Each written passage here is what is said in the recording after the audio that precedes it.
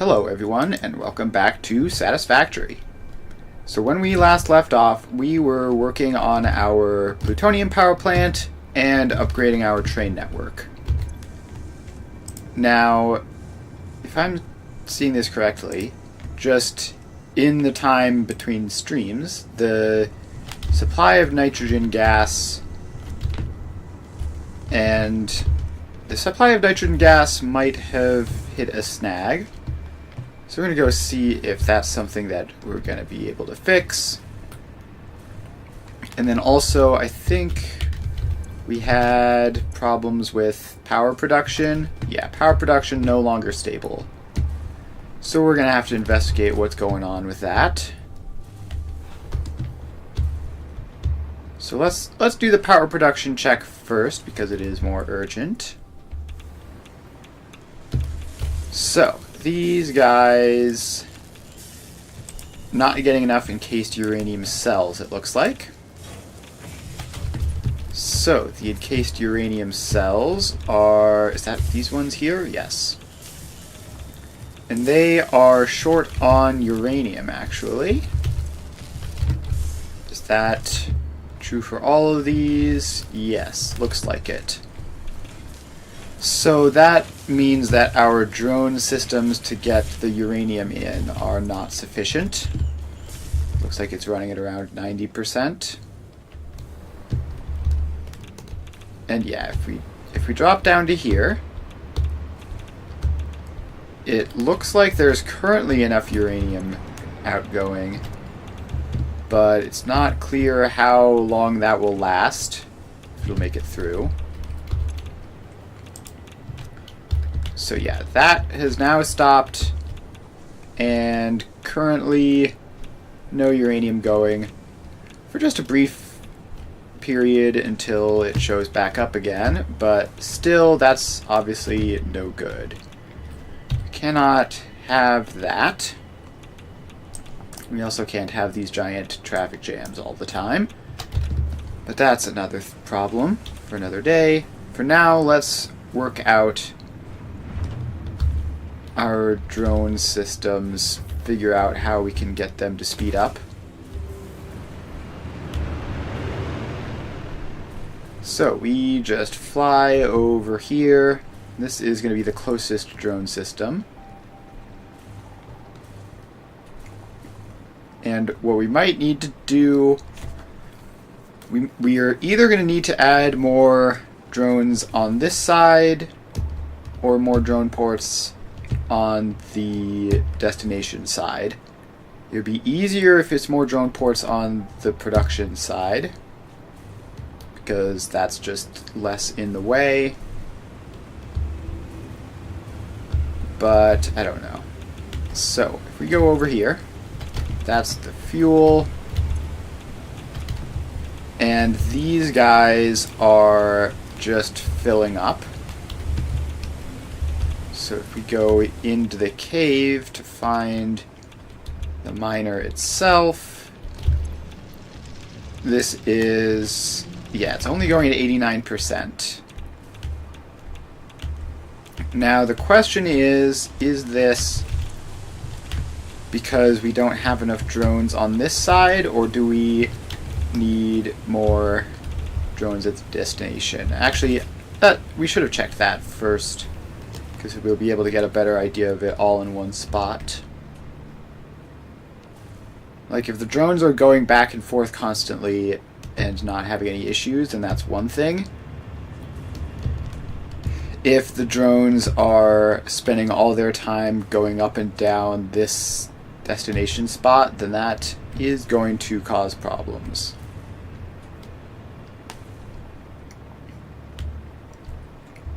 So let's head over here, and we have to fly a little bit further. So are these guys being overloaded currently? So what we need to look for is that, like, the instant these ones leave, there's already another one coming down. So actually, if we go to here and we hide the train stations on the map, just for clutter reasons, and then we find the drones themselves on the map.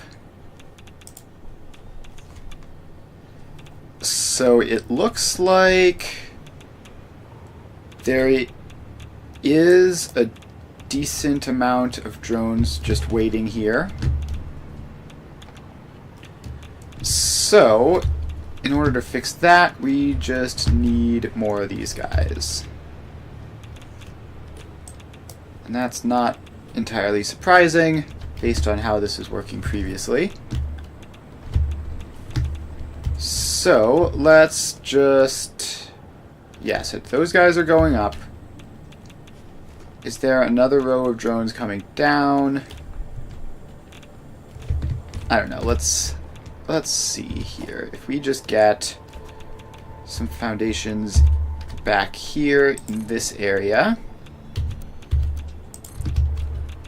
and we just fill that space in a little bit.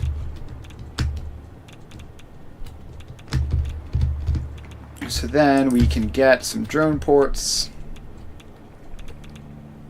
which are going to just line up like that and like that. And I don't know, let's just add in like 4 of them. And the fueling is happening at the other side, so this isn't going to cause any problems. So now let's power them all up. 1, 2, 3, and 4. So that's 2 more per type of input. So, let's see, what are these guys called? This one is nuclear uranium 2, 3, and 4. So these are going to be nuclear uraniums 5 and 6. Nuclear uranium 5 and nuclear uranium 6. And then sulfur is the same thing. We have sulfur 5 and 6. Nuclear sulfur 5 and nuclear sulfur 6. Alright, so those are in. Now we just need to figure out which one of these is doing the most work. So sulfur 4 has 3 drones attached to it. Sulfur 3 has 3 drones attached to it. And sulfur 2 only has 2. So we can take a drone each from these guys. So you are going to go to nuclear sulfur 5.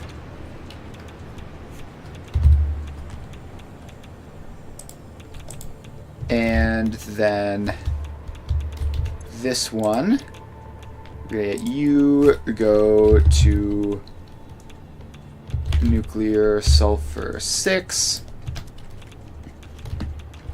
And then on the uranium side, we have 2 there. You have 2. And you have 3. So you can go to nuclear uranium 5.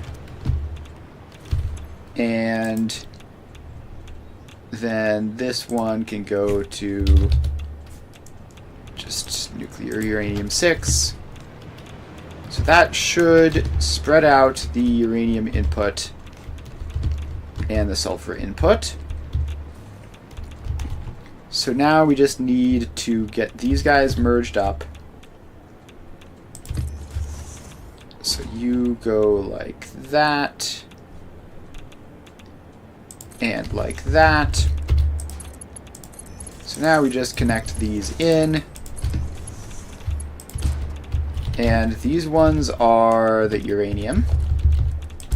So let's make sure to connect them into the uranium supply, which is here.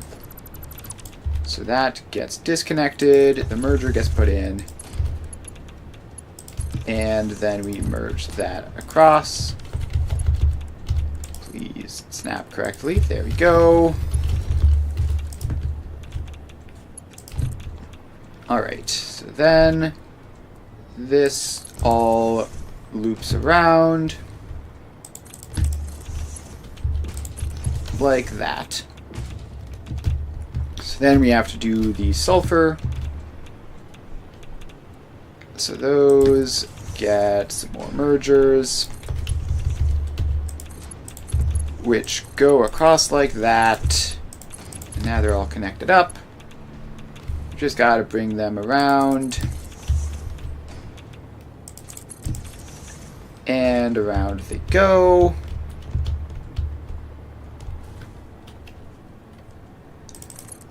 Alright, so now we need to get into default mode and bring you up a little bit. Then we need to take that out, give you a merger, and connect all you up like that. And that should be that all 100% set up. And then we just need to see if this is working. So both of these are waiting at the other side. That one is waiting at the destination. These ones probably waiting at the source as well. Looking for, because if they're closer, if the drones are closer, then theoretically that's good, maybe? Actually, I think that's just the destination of the ports, not necessarily the how far the drones are. I don't know. We'll see. So this should be working, yeah, and we're getting drones coming down into these new ones already, which is a pretty good sign that it's helping, at least a little bit. So let's stick with that, and then we'll just have to come back later if there's still an issue. So the next thing we need to do is go over to work on the train network, because that is in shambles. So let's respawn real quick. And we're back here in the center. So now let's see if we can find the source of the traffic jam and fix it. Though I don't know how possible that's going to be. Alright, so all of this is pretty normal. Like this is what you would expect to see, and if these trains were capable of moving forwards, then we wouldn't be having an issue. So where do these trains stop moving forwards? You see there's no trains heading back the other side. So that's not the problem.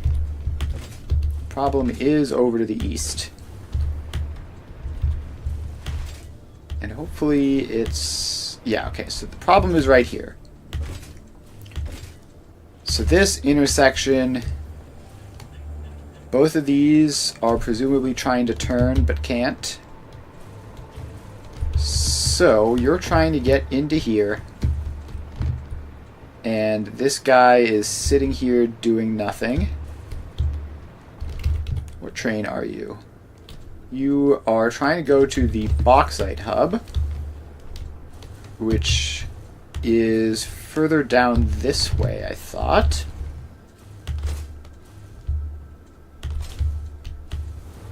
Okay. So the bauxite hub is this last one. But the reason you can't go forwards is because this whole area is kind of all messed up. So what if we make you a path signal? Does that work? Okay, so that can be a path signal, and then that can be a block signal. So you should be able to move forwards a little bit. And then, yeah, so the problem is that this is kind of a loop. Like, the trains are getting stuck on this side waiting for the trains to go into here. And the trains going into here are getting stuck because they can't go out that way. So that's basically the problem that we're having with this. So, how do we fix that? We need to make sure that that doesn't happen. Now, the ideal way of fixing that would be to somehow magically just give priority to trains coming out here to go that way, because that would theoretically keep things running, but that is not an option. So instead, that train is going to go through and fill up all this space.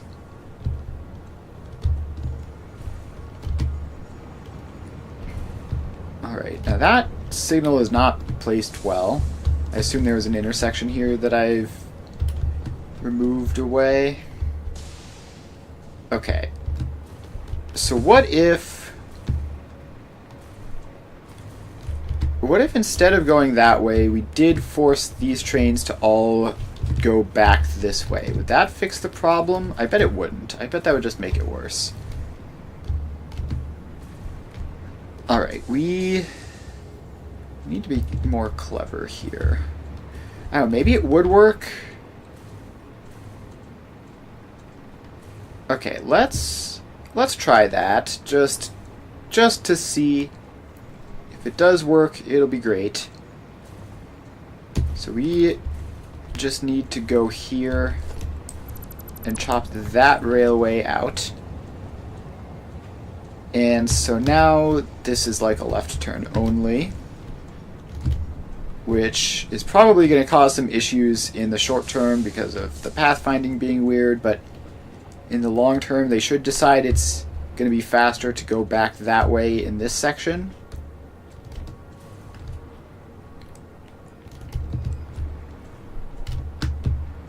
And I don't know if that'll do anything, but it should decrease the amount of intersection waiting, at least. Alright, so this train is going to go over this way.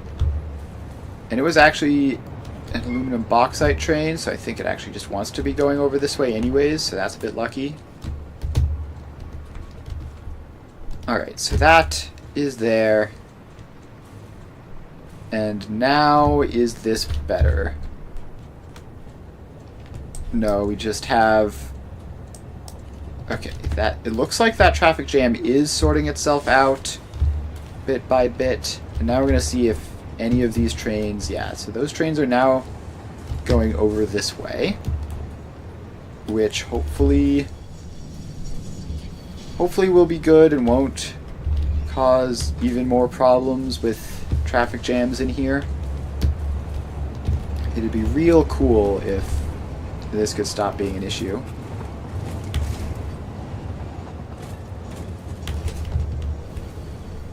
Alright.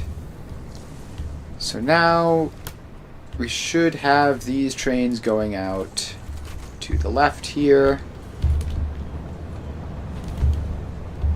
And we should have reduced... That should reduce the amount of intersections that these trains care about by 1, which should be quite handy. And so the question is whether anything is going to get stuck in here. And hopefully the answer to that is no. Okay, we're seeing these trains leaving here. Are you supposed to be empty right now? Yes, you are. So you're leaving the quartz spot, so you should be empty.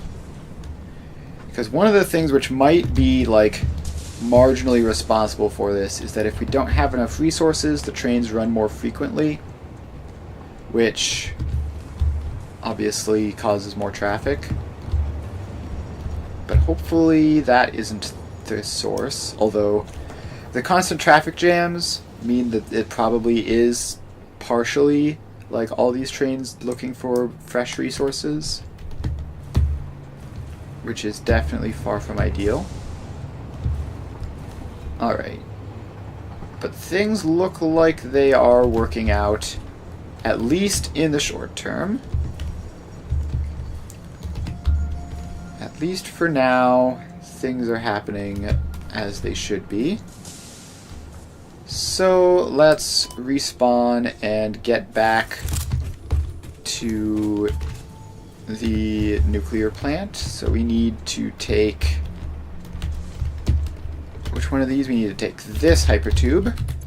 So let's swap to jetpack and off we go. So we just take the jetpack over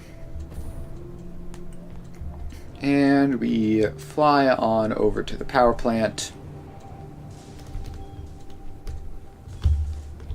Alright, now we just need to find the setup here. So we're somewhere in this general vicinity. And now let's see how things are going. If we've gotten enough... Okay, up to 97%, which makes me think that we might have enough supplies now, or it's just been a little bit since the last one. Like, I don't know. That looks... It looks like the sulfur belt is backed up and the uranium belt has gaps on it, but that's probably just a symptom of the previous issues.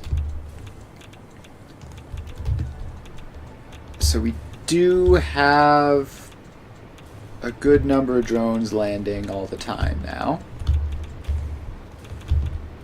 So yeah, I wish we could tell more easily, like, how likely there is to be an issue, but it looks fine from here. Let's see, if we look at this, I don't see many drones circling about, which is good. It means they're not waiting on each other to land. So that is that. And if we just check a power pole, has that trickled through yet? It hasn't. Actually, okay, something very bad has happened. We've lost a ton of power. So let's run over to the power plants and see what's going on there. So I was seeing like 97% production there. So it feels like this power drop, it must be at the rocket fuel. Yeah, because we were doing ionized fuel, right? And the ionized fuel takes power shards, but I had diverted the power shard production over to filling up a box. But at the same time, these guys are having fuel shortages. Are all of the ones back here having issues? Okay, wait, no. They're not actually having issues. They just have no reserves. So they're burning the fuel as fast as they can get it, basically. Okay, so I think the problem is on the power shard side of things. So that is concerning, but not all that concerning. As long as things can hold out for a little while, eventually our box of power shards will fill up, and then we'll be fine. But let's respawn and just check that the power shard production itself is going well. So that is to the south, to southwest, I think. So let's go over this way, and becoming a bit of a mini game, dodging the various factories that are in the way. So this is our power shard plant. And okay, I see a whole lot of yellow. So this is stopped entirely because no quartz. So none of these guys have any quartz. None of them have gotten any quartz in the recent future. There is a delivery of quartz that has made it here. Okay, so we're probably fine. Maybe not, though.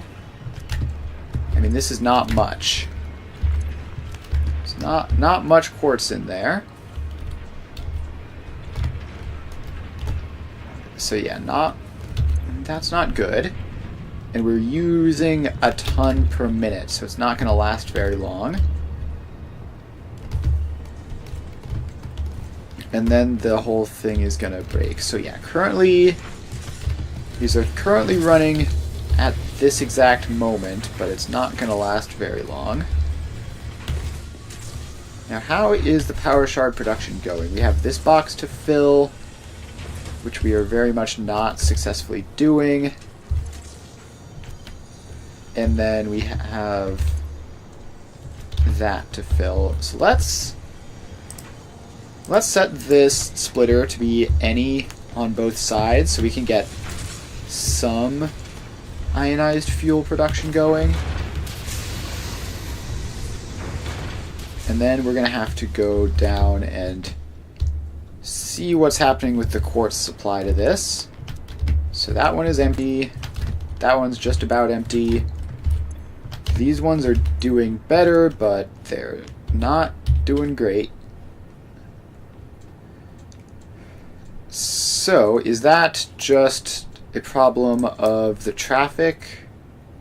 I mean, it's got to be just a traffic problem, right? We need more quartz to come down here. Got all sorts of other stuff. It could also be a supply problem, like we could actually just not have enough quartz. So that, hopefully that isn't the reason, but it seems reasonably likely that it is. And if somehow both of those are the problem, then we're totally cooked. So is there a quartz train on the way over here? Not that I can see. Okay, this one was a power shard. I could have sworn I saw, yes, power shard quartz is there. It's going into the hub, which means it's going to be quite a while before it comes back. Alright, so then we need to respawn ourselves and go to the quartz hub and see if the quartz hub has enough to at least be sending full trains out. Because if that's the problem, then the solution is to just fix the congestion. If there's physically not enough quartz in the quartz hub, then we're going to be in serious trouble. So we just have to hop over here and see what's going on with that. Alright. Is this the... yeah, so this is the train, right? That I'm standing on here. And it's not filled at all. Okay. So, we can actually... it looks like the problem is actually just the throughput. So we have plenty of quartz on this side, but it's just not getting through fast enough. Which, fortunately, is a very easy fix. So we go from 780 a minute to 2400 a minute. And even with the disruptions from these guys stopping every so often, this should get us going a lot better. So that can go, and we might need to add buffer chests in here as well. For now, it doesn't seem necessary. It seems like we have big enough gaps between when the trains show up that this should be fine. Alright, so that is the quartz problem solved, and yeah, this is going super fast now. So assuming that that was actually the problem with the quartz, then it won't be an issue anymore. If the actual quartz supply is short, then we're going to have to do more to get that fixed.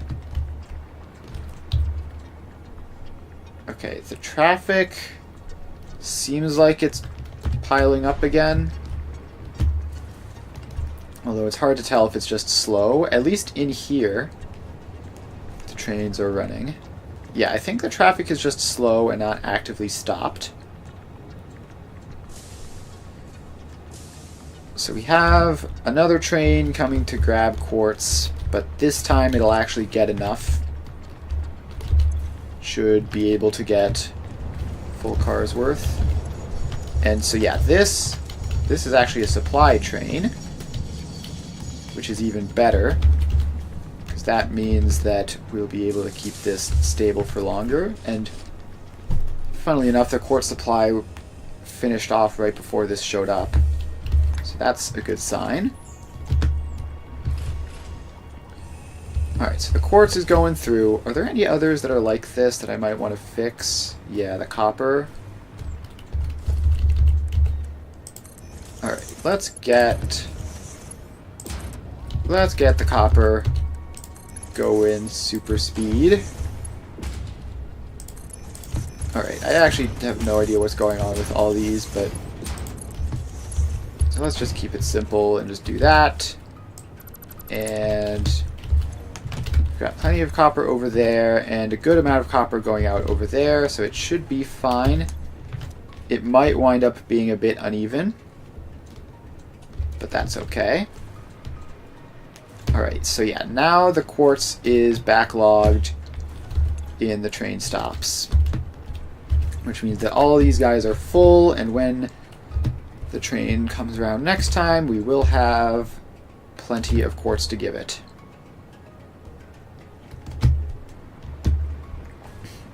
So copper is doing fine-ish. I mean, it could be doing a lot better, but also could be doing a lot worse. It looks like copper might have issues with supply that we need to fix. Bauxite seems to just be chilling. This looks fine. Yeah, plenty of bauxite. Okay, plenty of bauxite in that first one. But, like, some of these... Why are you like this? What's going on here? Some horrific animation glitch, I guess? Don't know what's caused that, but it's probably fine ultimately.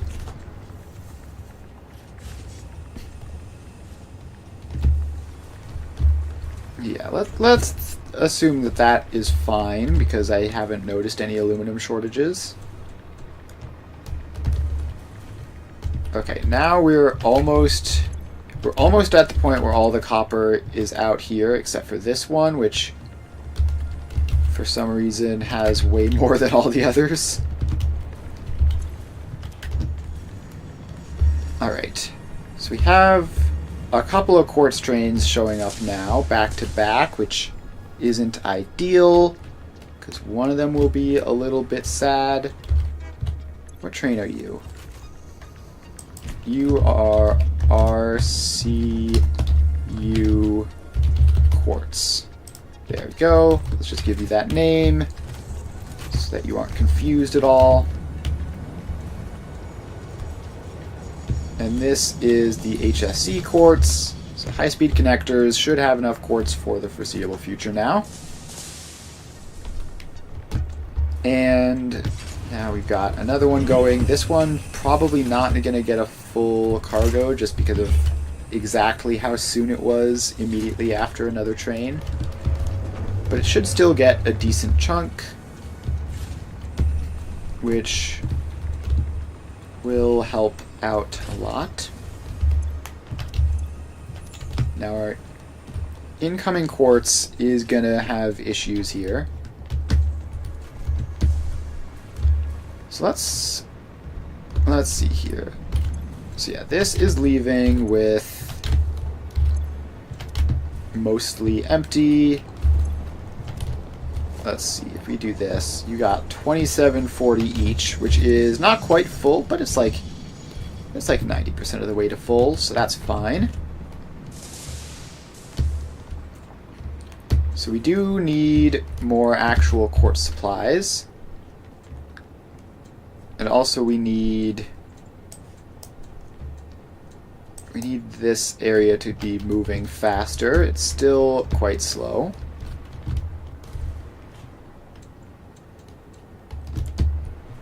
So that is the thing. But it looks like it is still moving. So we're not having any problems from that front.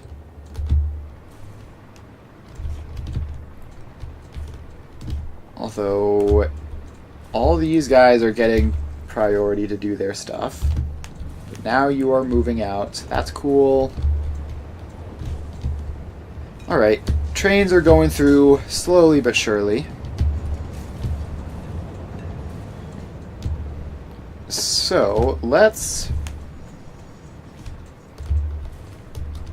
Next up, we should be adding some iron out of the way of this. So, high-speed connectors don't have any iron apparently.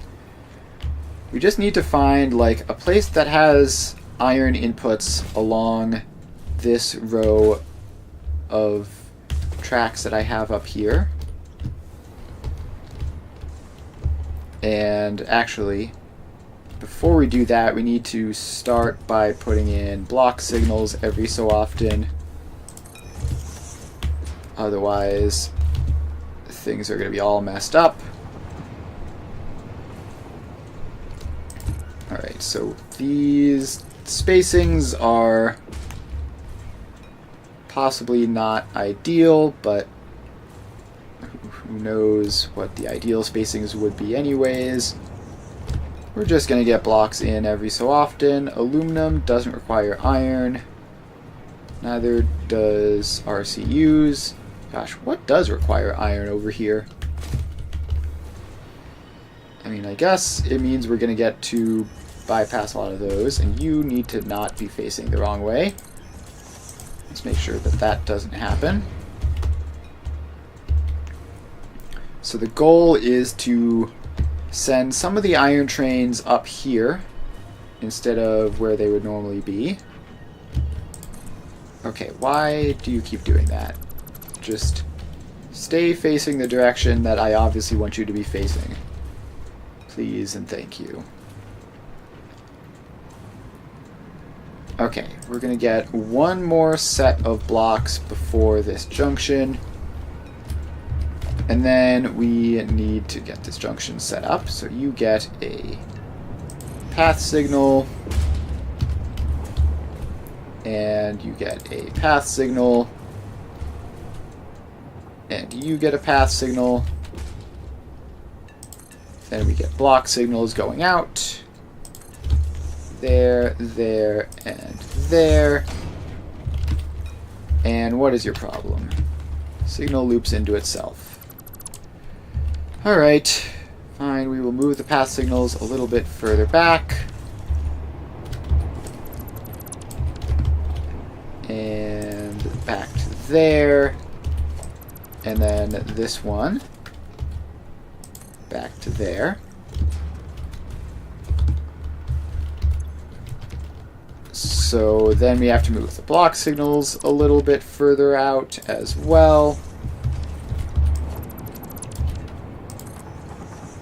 And then this one, I would assume,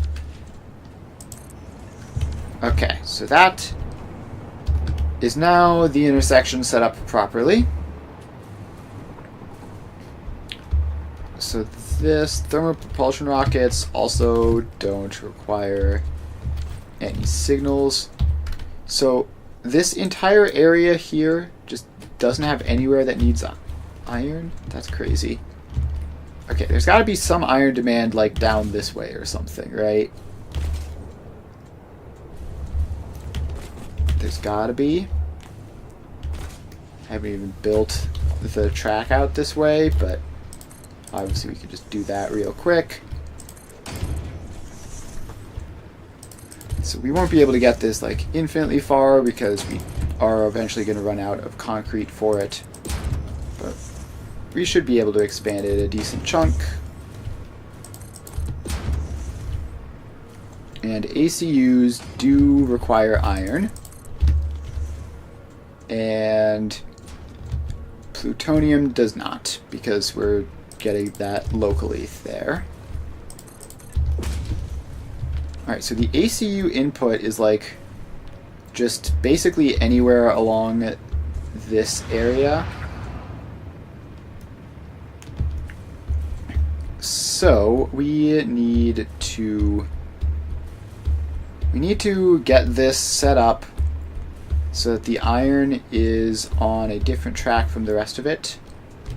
Alright, so here's the ACU iron, and it actually is on a different track from all the rest already.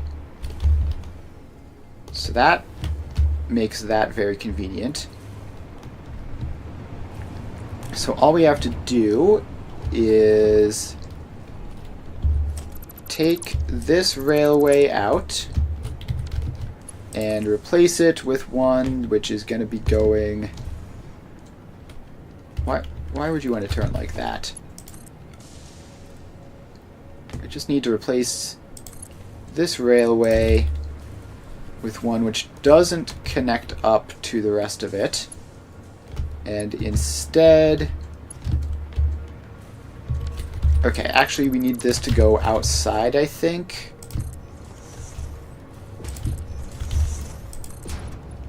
So we need this to be something like out here. And we're going to need to do some signals for this as well, because we now have an intersection of sorts.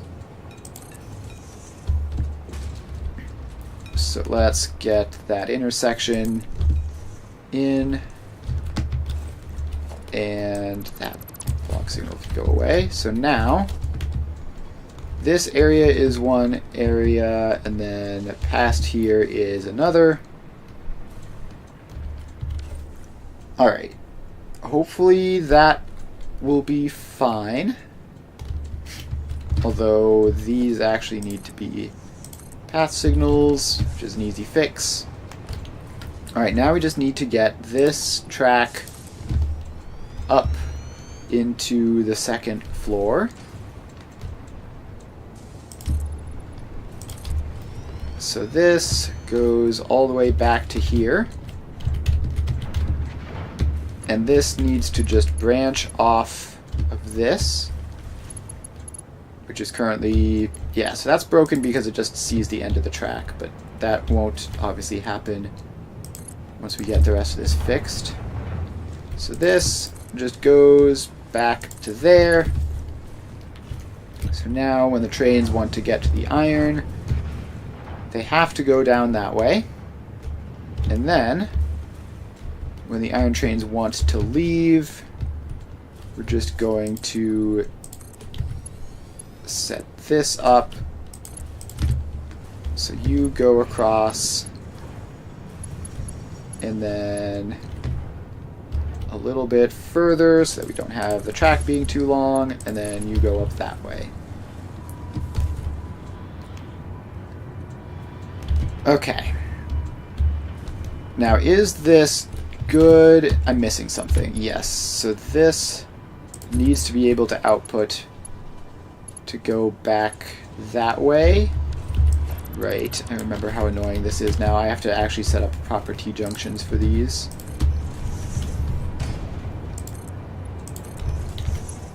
So we need that, and we then need it to connect across to here as well, and then that drops down. Is this backwards? Yes, this is backwards. I'm pretty sure that's backwards. So this is the output, so it needs to go either that way or around to that way. And then we have to do the same thing over here. So we get a little bit of space in here where this can go up to, and we can set this up properly so that it all works. So you are going to be going down to here and then across into that. Then from here you go across to this way, which is actually gonna break things a little bit. Let's move that over a little bit so that we can have it just come out here and then down and then also across to that way. Alright, so then we get a block signal out there. And we get a block signal up there. And then we just need this whole thing to be fixed up. So we get a block signal there and a path signal there. And you get to be a path signal. Alright, now what? Conflicting entry signal types. Are you not a path signal? Okay, you need to be a path signal. And now we're all functional except for the train line out to that way, where obviously it doesn't work. Okay, so that is set up. Now we just need to get the signals back to the iron supply so that the trains can actually get there without getting themselves stuck. So we just put signals in every so often. I'm pretty sure the first time around that I did this, I actually counted how much space we needed for a signal. Not doing that this time, we're just winging it. Just leave a decent chunk of space. Okay, so the ACU iron trains are currently giving warnings, which is unsurprising. So let's get all the way up to here. And theoretically, once we get this entire area signaled, it should figure it out, probably. It might not, though. There might be more problems in here.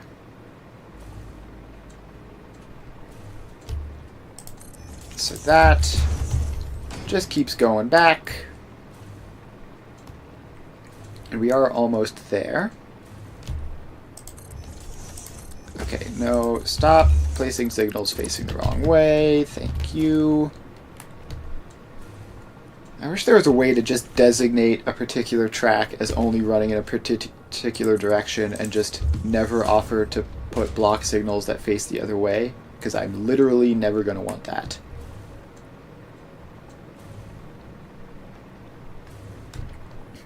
Alright, so we just keep going. We're almost there, and then we can start figuring out what's going on down this way.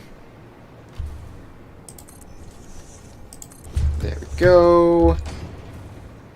And then let's just get, I don't know, maybe one more signal here. That one's facing the wrong way. Alright, so what is the problem? I imagine that this is probably an ACU ion train which can't figure out how to get to where it's going. Station unreachable. Yeah, that makes sense. So, what you need to do... Do we have space for you to just back all the way up? Yes, we do, somehow. Okay, so you... Oh wait, we need to turn off self-driving. Back you up. Just all the way as far as we can go. Back to here. Okay. So now you're here. Turn on self-driving, still unreachable. Okay, let's figure out why that is. By taking this trip manually. So we go around this way. And we take this whole giant loop around. Then we go up this way and over to here. Alright, so at what point are we going to be running into the problem that makes the station unreachable? We're just going to drive this manually and actually, wait, no, stop. I didn't mean to get out. I meant to open the menu. Hit the wrong button there. Okay, still registering it as unreachable, which means we need to just keep on driving until we get there. There might be like one signal that I placed backwards and didn't notice. That is very possible, and that would cause the whole thing to be unreachable. So hopefully I didn't do that. Alright, we're back here, and we need to pass that intersection. And what the...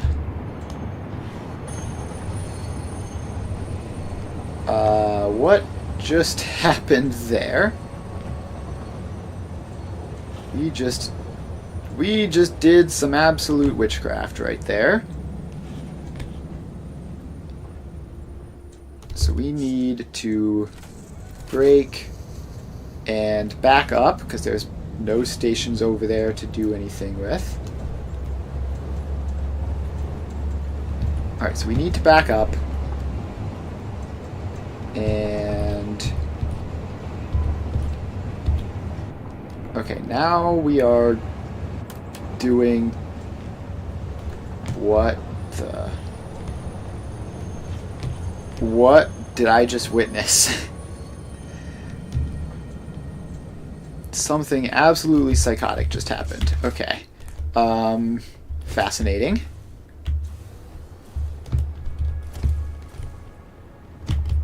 Okay, so, like, what could that have possibly been? Let's just dismantle everything in that general vicinity.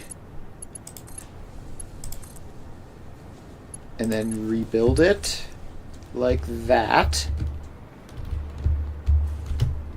And toggle that switch just manually, just to make sure. And this one is toggled correctly. Alright. Alright, now you can find your way there. So that's cool. And maybe the other ACU ion train will also find its way over here. So we're just gonna follow this guy a little bit to see what happens. Now it might be hard. Actually, we can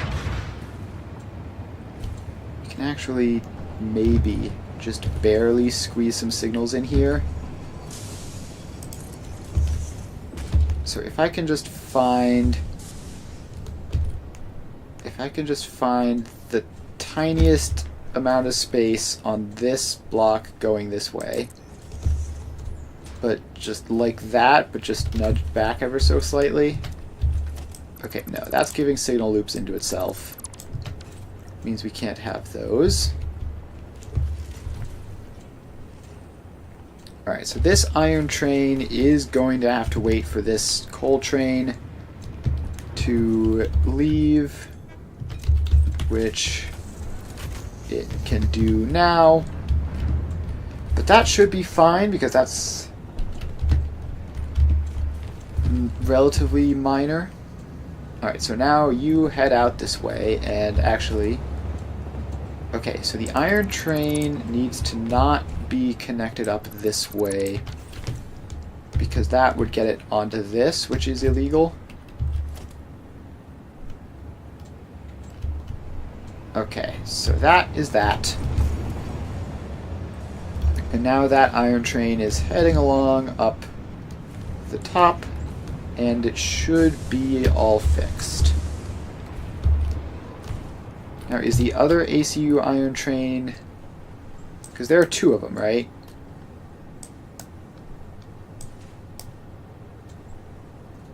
Because that's ACU iron 2.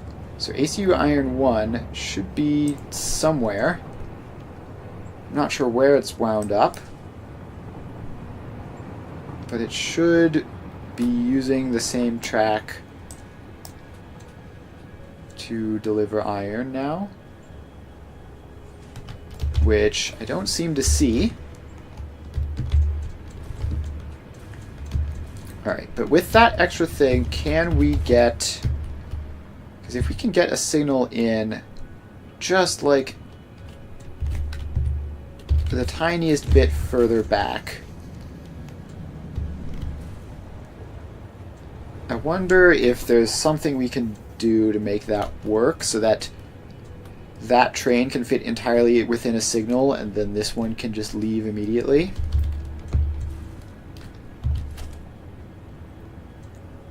So like if we... Can we just make this segment a little bit longer? Like if we just pop that out and have you just sort of curve over to here. No, that might run into problems with being too close. But what if you... Turnarounds are hard in this, so it's probably not gonna work. Yeah, I mean, even that is now giving turns too sharply. So I might have...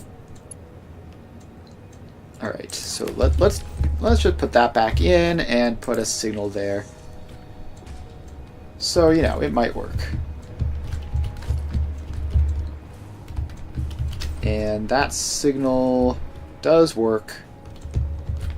It's just the most similar possible colors right next to each other, which is kind of annoying.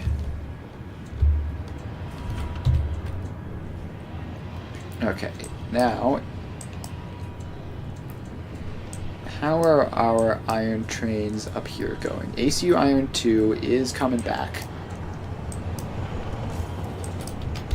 And it should be coming back using the top floor. I think I might see it off in the distance. It's hard to say. Okay, so this is another iron train. So this is Filter's iron. And you weirdly don't have all that much iron on you, so that might be something we have to deal with. And Heavy Modular Frames iron. So we should be able to get both of those trains just out of the system entirely by doing this. So yeah, there's ACU Iron 2 just cruising along the top floor.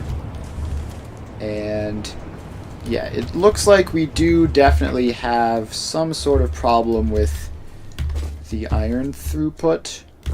So let's go up there and investigate what that's all about. Because fixing that problem is obviously going to be helpful for a variety of reasons. Why does the sky completely change color whenever I'm crouching, sliding?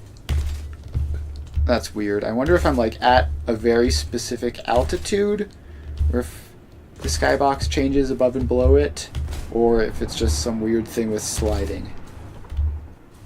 So I haven't noticed this before, but I haven't really been sliding around at this specific altitude before, so who knows. Alright, so we are up here, and we have our Dune Desert iron mining, and this train is all like that. Yes, the iron, the way we get the iron here is kind of a mess, but it looks like the amount of iron we physically have isn't enough. Okay, let's also just check a power pole. How is this going? Well, it's going better now, at least. It's still very wobbly, but it could be a whole lot worse. Alright, so this is basically just a giant nightmare. And we don't have enough iron in here. That's pretty clearly the problem. So let's drop all the way down to the surface, see what upgrades we can do, if any. And they might be rather difficult to get set up properly. So this is... oh, these are minor Mark IIs. Okay, well that's going to be an easy fix. At least the start of an easy fix. We're going to have more stuff on the belts, although I'm not exactly confident that the belts will be able to keep up now. Okay, now these ones out here are minor Mark IIIs. Yeah, so those are minor Mark IIIs. It might have been just that one which we can upgrade that way. Well, I guess I should just check all the rest of them to be sure.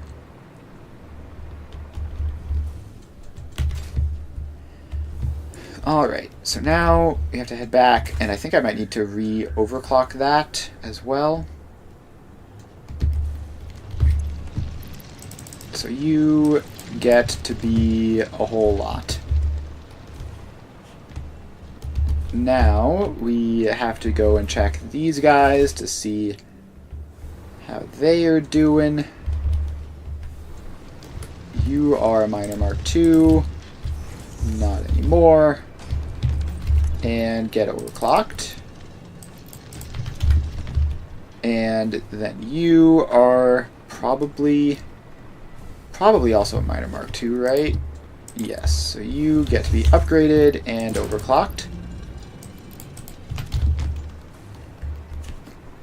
And then we go over here and we just do this for all of them, and then we're gonna have to probably entirely redo the belts.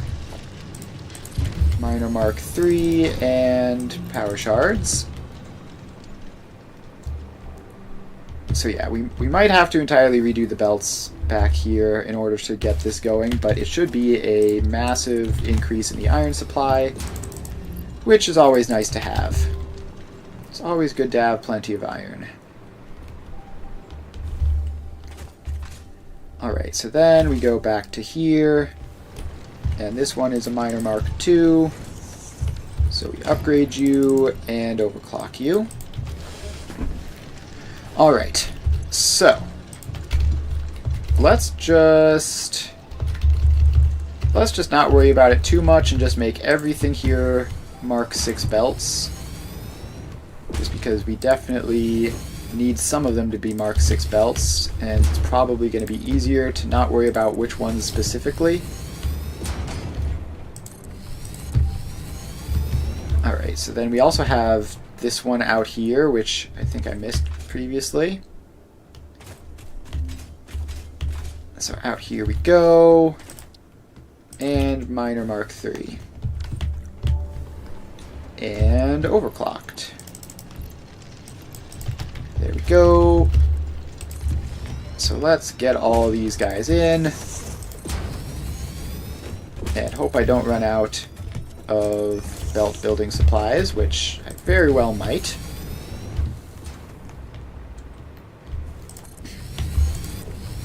Alright, so all those go in.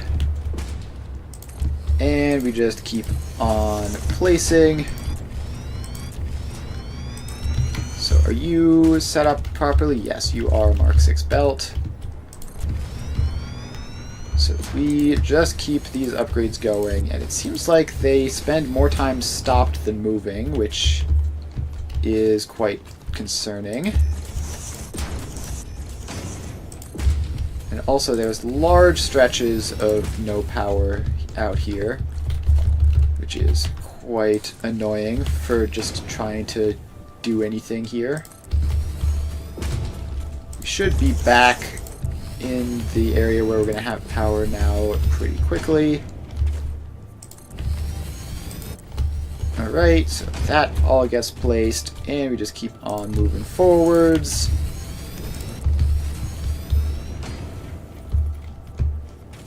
Okay, so that is that. And yes, I can now hover, and I should be able to for the rest of this build. Alright, there might be something going wrong with the Fixonium.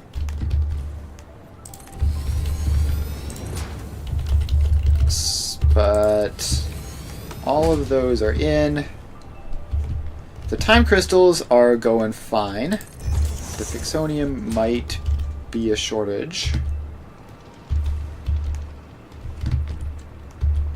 Alright, so this is a Mark 6 belt, that's a Mark 6 belt, that's a Mark 6 belt. Okay, let's see if we can do this. So you are gonna get upgraded.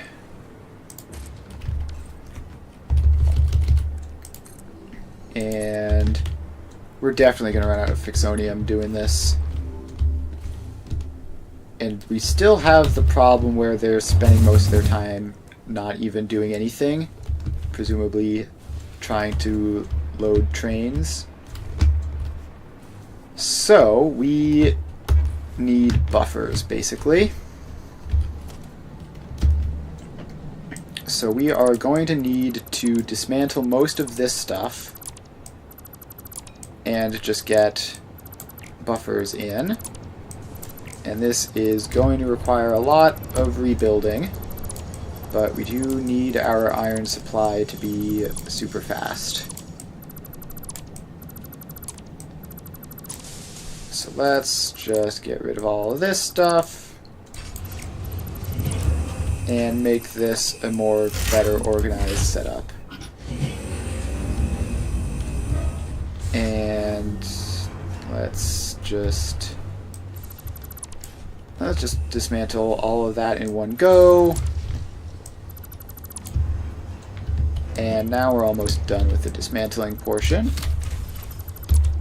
Alright, so that should be all that we need to dismantle. Now we need to rebuild some stuff. So let's get those foundations back in. And then fill in another row. And another row. Alright, now we get industrial storage containers. And these get to just be directly in front of the train stops. There we go. And then they are going to fill up the train stops as fast as possible. With 2 belts each, which should be far more than enough. And then we have 2, 4, 6, 8-ish things which are going to need to go into here. So let's get this set up. And they're all going to have to be spaced slightly differently because of reasons. But we can at least get that started. Alright, so this is going to be the first one. It needs to go up through here and into there. And then this goes up there and into there. And let's just get these top halves of the belts all in all at once, because we're going to need all of them. That wood was too high.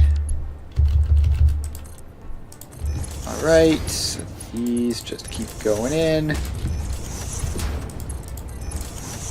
And there we go. Now we get the belts connecting them across. So these just go across like that. And now we bring these belts down a bit. And then we're going to have to figure out how to get them connected up to the other ones. So I think we need to take you out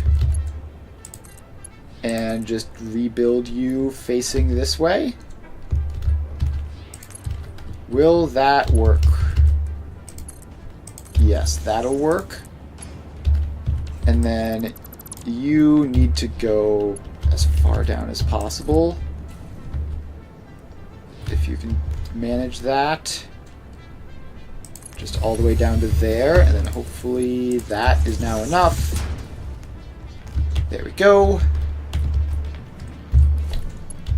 And then we just have to keep on doing a similar thing with all the rest of these guys.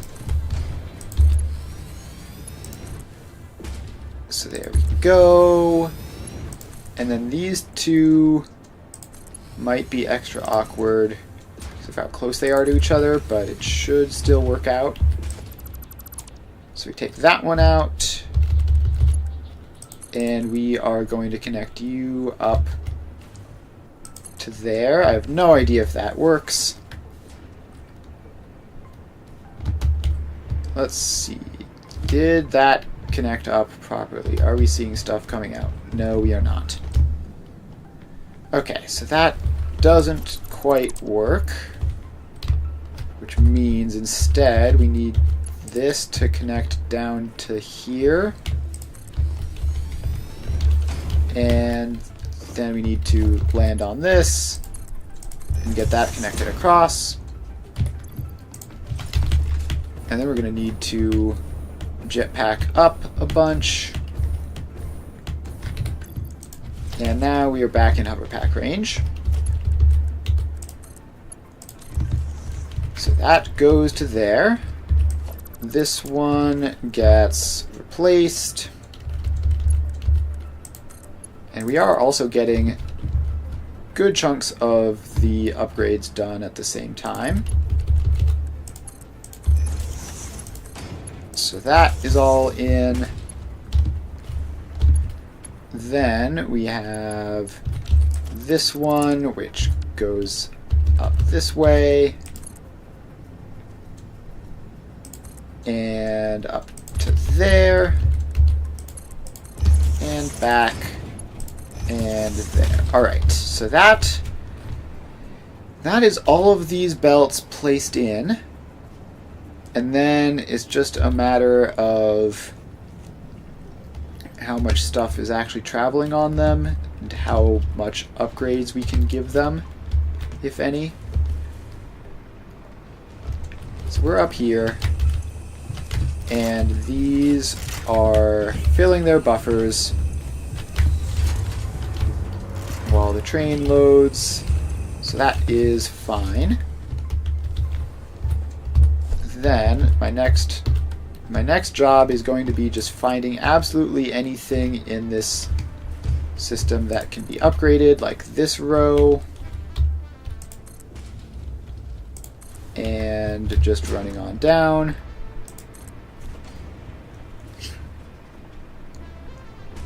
Because getting this up to 1200 per minute per belt would be a pretty large upgrade. Alright, so that should now be good. My inventory is filled with junk. Let's get rid of all of that, and we're gonna have to get rid of a dismantle crate somewhere, probably. Alright, so that is good, and it seems to be running at 100% now. This one looks like it can stand to be upgraded a lot. So let's get that upgrade going. And all the way up. Alright, which one was it? It was this one, presumably, since that's one that's halfway finished. Alright, so that is now upgraded. And that one clearly does not need to be upgraded. But this one probably can be. So we start by upgrading that belt, and then we go into the lifts. And up we go. Okay, yeah. Jetpack is going to be easier here, I think. So let's swap to jetpack. And let's land on that little ledge real quick. And then keep on going up until we get this whole thing upgraded.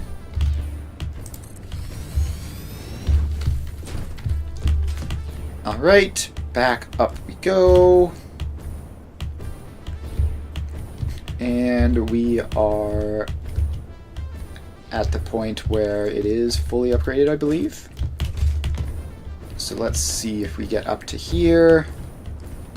That sure does look like a full belt. Okay, so we've gotten significant improvements. And we could continue fiddling with this to make it perfect, but that's not really a major priority. It looks like things are working, so we're just going to leave it at that. These guys are all filling up at varying inconsistent rates. And the trains which go out are going to be closer and closer to full as we go. We already just instantly have another one. These trains sure do run fast. So I don't know how well... It looks like we are mostly able to get rid of the buffers for some of these. But yeah, so that should be fine, and we should be looking a lot better on the iron supply. So now let's run over here, and this is set up to do this whole system, and it looks like it's mostly going well. Let's just make it even faster, because we might as well. Just leverage max speed belts wherever possible to get the fastest possible throughput. There we go. And that is that. Alright, so let's then find some more... Actually, how is our train network going right now? We have made minor improvements. ACU iron is stuck in a weird spot. Right, I know what's happened there. And I'm kind of surprised that that hasn't propagated to all sorts of issues. So we just need to tell it to skip its next spot, go to the iron supply, and then it'll figure it out from there.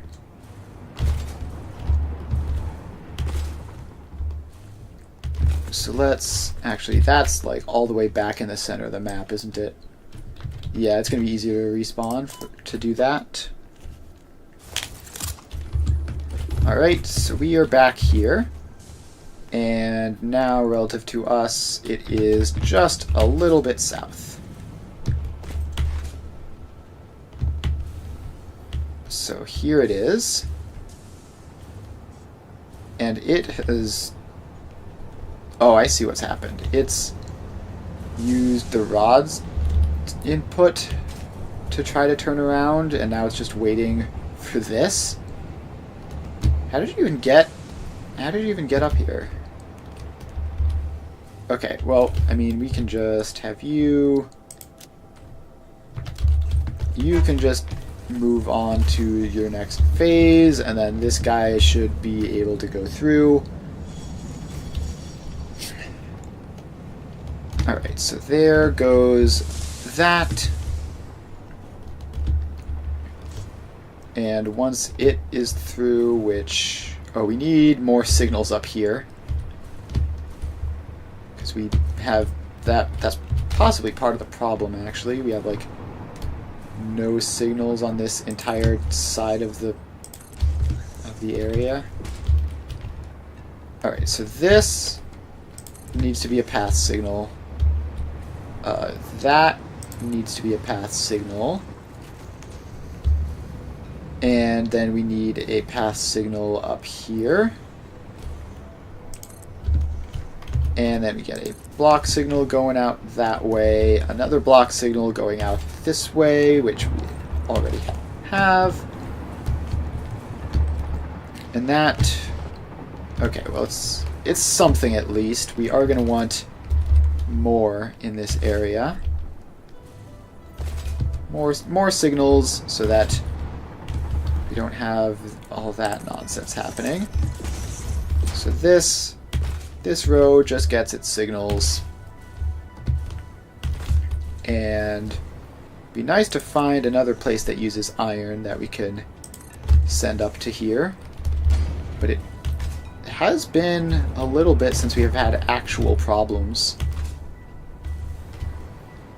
Which is giving me hope that even like the incredibly minor improvements that I've done with this might be enough to get everything mostly functional again. Alright, so that... We're just going to get one more set of signals right about here. Once you pass through... Alright, so those signals are all in, and that should be fine. Not entirely sure how the ACU ion got over there when that's clearly just not the most efficient route, but it's probably just because of where it was when we were setting this up. But it's all fixed now, and now let's circle back around to our uranium power plant and see what's going on there.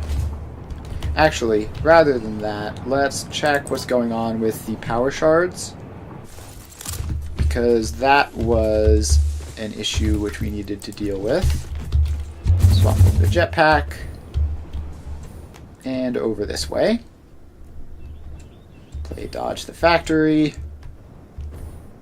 And we are almost there.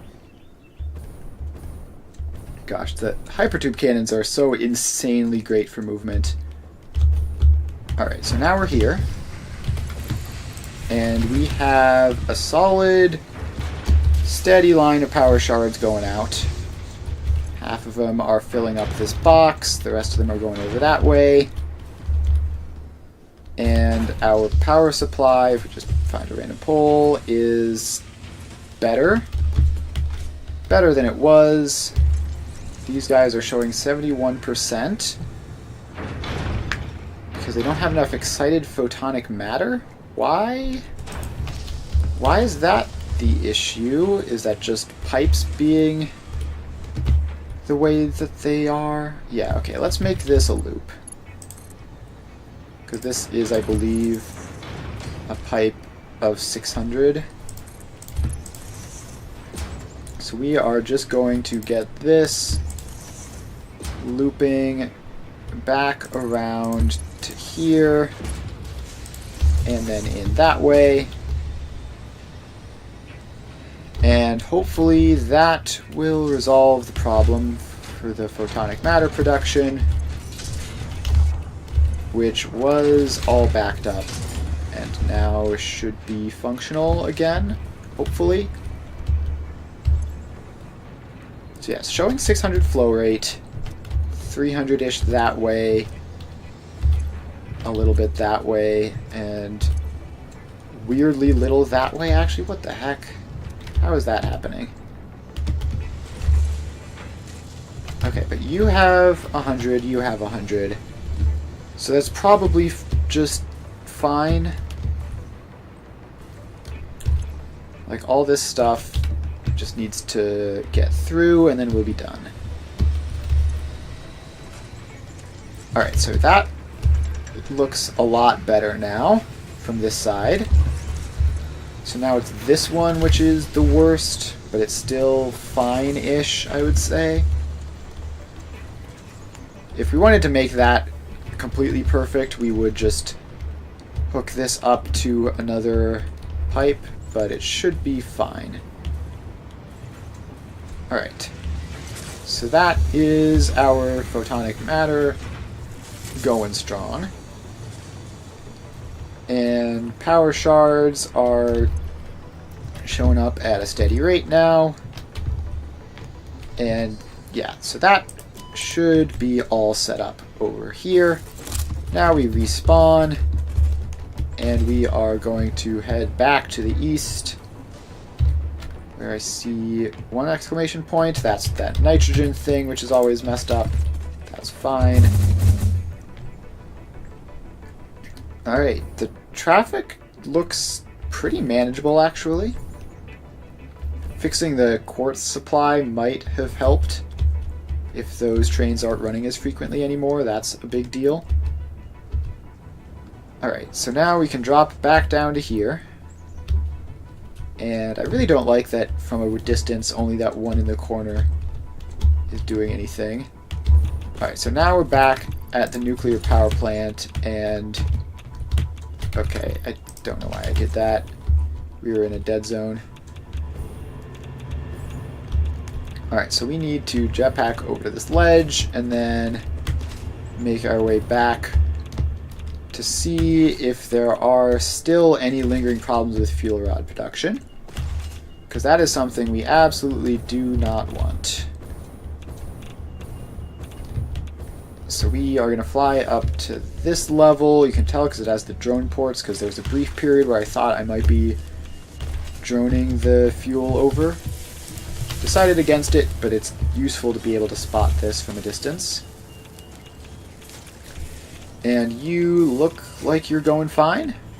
899, 200, yeah. You look like you're going fine. Alright, so that is set up now. Very nice. Now, if we go up to the plutonium power plant, which I haven't really had much chance to do anything with this stream because I was working on the trains. So these guys have too much water. Then if we go over here, these ones are 40% not enough iron plates, of all things. What is wrong with our iron plate supply?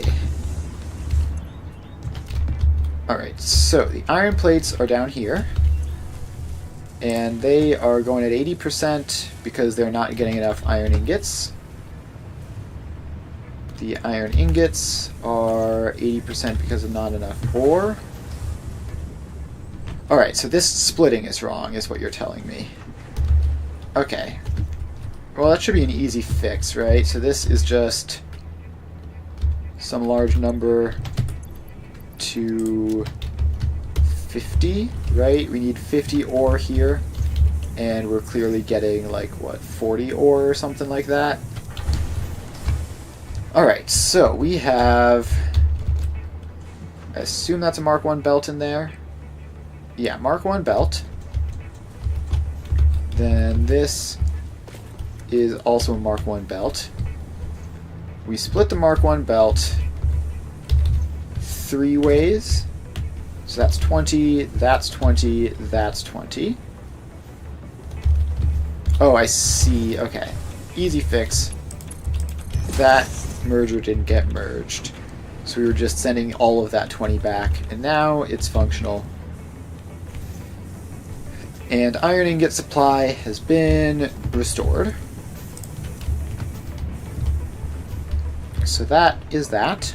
And it should be fine as it is now. And it'll just be like 1 or 2 more cycles of that before it gets the additional iron. And now this is up to like 6 for some reason. Not sure why that is, but it seems to be correct now. Actually, it seems like it's now getting slightly more than 50 per minute. So, I don't know what that is. Maybe it's just some weirdness with extra stuff in there, but regardless, that's not really a major concern. If we're at somehow giving it 52 per minute, don't really care. Alright, so now this is outputting iron plates correctly. And the nitrogen, it looks like it's good for now. Although I think we had noticed there was a nitrogen problem earlier, which we might need to address. If that comes back. But in the meantime, this, we just need the iron plates to show up all the way. Which should be happening by now. So you are now running at 100%, and you are 100 per minute. Alright. Let's see here. How much iron was supposed to go? I think I might be sinking too much. So iron ore. 2 iron ingots. Okay, we need 50 iron ingots. And we need all of them to go into coated iron plates. And then we need the full 100. Yeah, okay, so this... that is just set wrong. So we weren't using the other half for anything, which I thought we were. We were just wastefully sinking it. So, solve that problem, set that to overflow, and now we have 100 iron plates going up into this, which shouldn't be too long before that gets all sorted out. And then we'll have to see what the rest of that stuff looks like. So this is still running a little bit. It's not exactly going at full speed, but some stuff is happening. Now, there's a lot of backup water in these machines, which is largely what's preventing them from running at this point. Now, why is that? I'm pretty sure... yeah, so there is no new water in this system. It's entirely being looped around. And these are all... none of these have any spare nitric acid, so that's not the problem. Although they are now running at 100%. So yeah, let's just theoretically, if we just remove a little bit of the spare water, it should leave us the space, although a lot of the spare water seems to have vanished by this point. But let's just take some of that out. Take some of that out. Some of that. And just a little bit more. So the amount of water in this system is finite. So if we keep removing water, eventually we'll remove too much. So we need to be at least a little bit cautious with how we do that, but it should realistically be fine. Like, we should have enough leeway with all of these guys up at 50.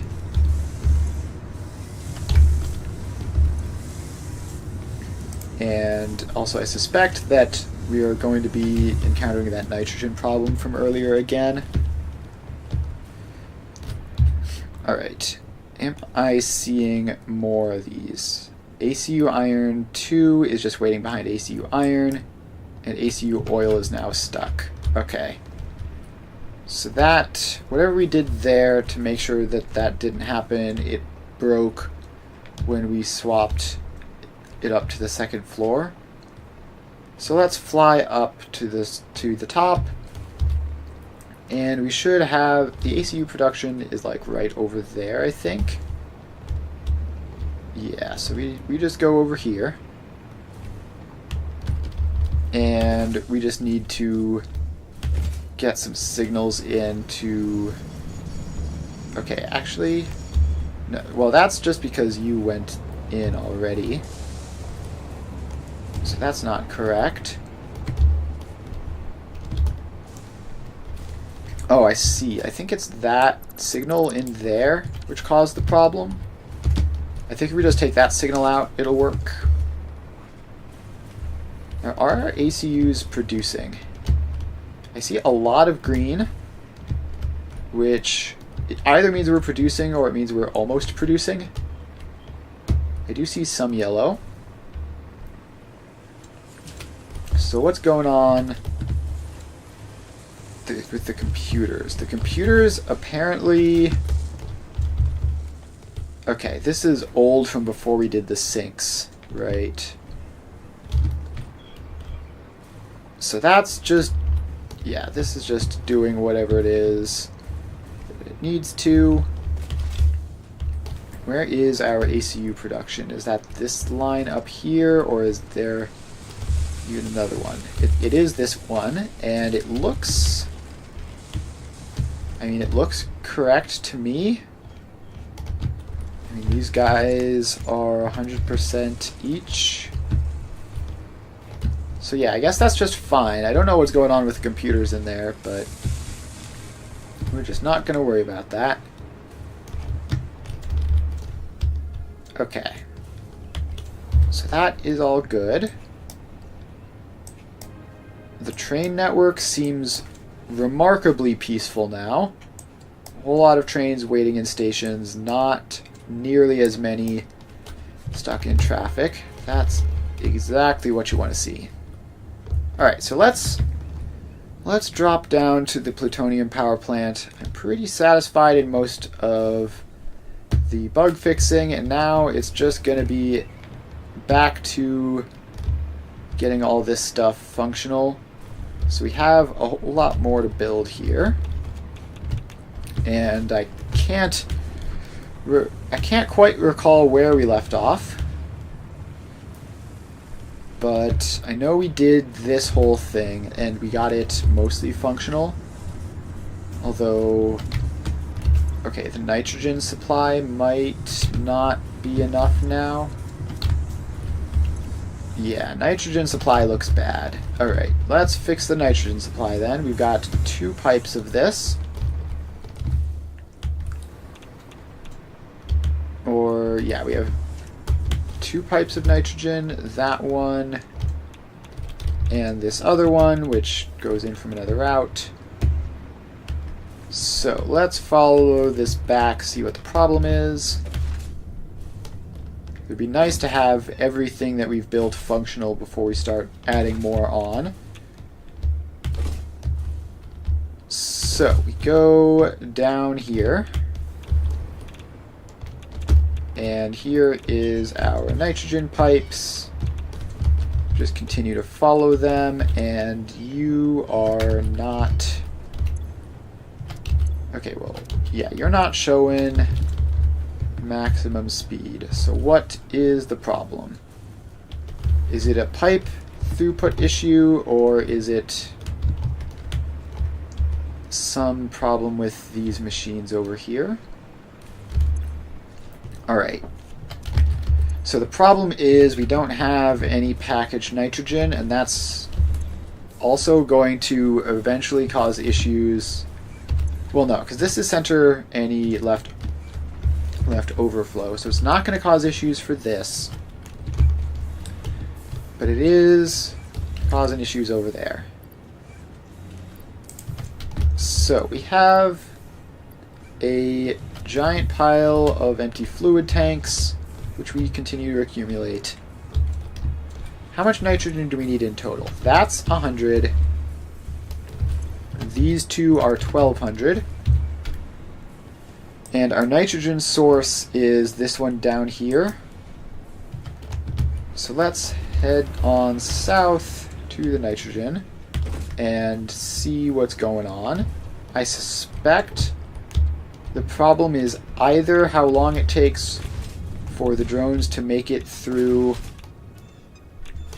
that whole multiple layers of factory, or it could easily also just be a case of not enough nitrogen production in general, which we're going to figure out which one that is in a moment. Need to swap back to jetpack for this trip. We are traveling over land. So up we go. And we just keep going. Alright. Now we're up here. And this is our nitrogen source. Alright, so how are things going here? You have plenty of empty fluid tanks. So we are making 150 packaged nitrogen gas here. And we are not overfilling what we have. Okay, so the problem is basically... The problem is that we have 150 packaged nitrogen, so this is only 600. So we need more nitrogen packaging in order to get this functional. Which, unfortunately, I've done this in just like the most cramped imaginable location. And I wonder if the amount of empty canisters constantly increasing like this is a source of concern. It's probably fine. We do have this whole overflow system.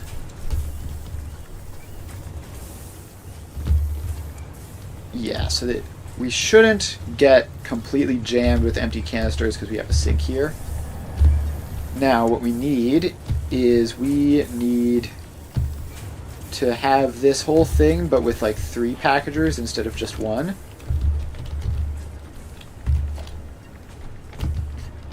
So let's get some space, and let's see if we can just do this directly above here, just for convenience.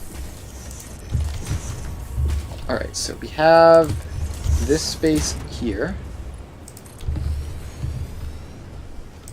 and it needs to expand out over this way. And then let's just build this foundation out. Alright, so then we have those. And we need packagers for this. We need 3 of them. 1, 2, and 3. So we have 3 packagers. set to packaged nitrogen gas, and all max overclocked.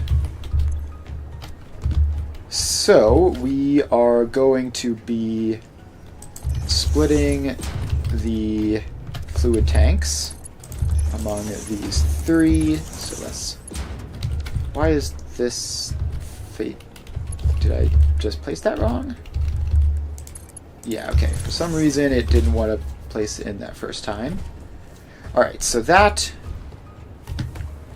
is that. Then we merge up our, 450 packaged nitrogen gas like this. And it just goes along to here. And so now we need to get the nitrogen and empty canisters up here instead of into there. And so let's just remove the existing packager. Take all that stuff out. Then this has to go up like there-ish. That merger is going to need to go away because it's absolutely horrendous. So then this comes down to there. And we get a merger which goes forwards into that. And it's a priority merger with priority medium left. Okay, so that should be our supply of tanks. So that should be all good, and we're gonna have to make this belt faster as well. So that is Mark 4. Yeah, so that whole thing is now fast enough. And let's get the power pole in so that these can actually do stuff. There we go. So those are now going to be accepting the fluid tanks. Then our next step is to get a full pipe of nitrogen into each of these. So that is 300 plus 150 plus 150. So this is one full pipe of nitrogen. So let's get it up to here. And you can just sort of go around the edge like that. So that's one producing. Then we have these two which go over that way and fuel something important probably. And so then we're going to need more of this. So let's get all those in. And now we have everything connected. And the total amount we have is 75 there, 300 there, 75 there. Alright, so this is a bit of a problem, I guess. So we can get an additional 375 out of this. So these two we connected were over here, our other pure nodes. But they're not running at full speed. So we can pop that into here to get this as probably another full belt, another full pipe, roughly. But I don't know where the third is going to come from, and the spiders have started attacking the radioactive hog, so that's fun.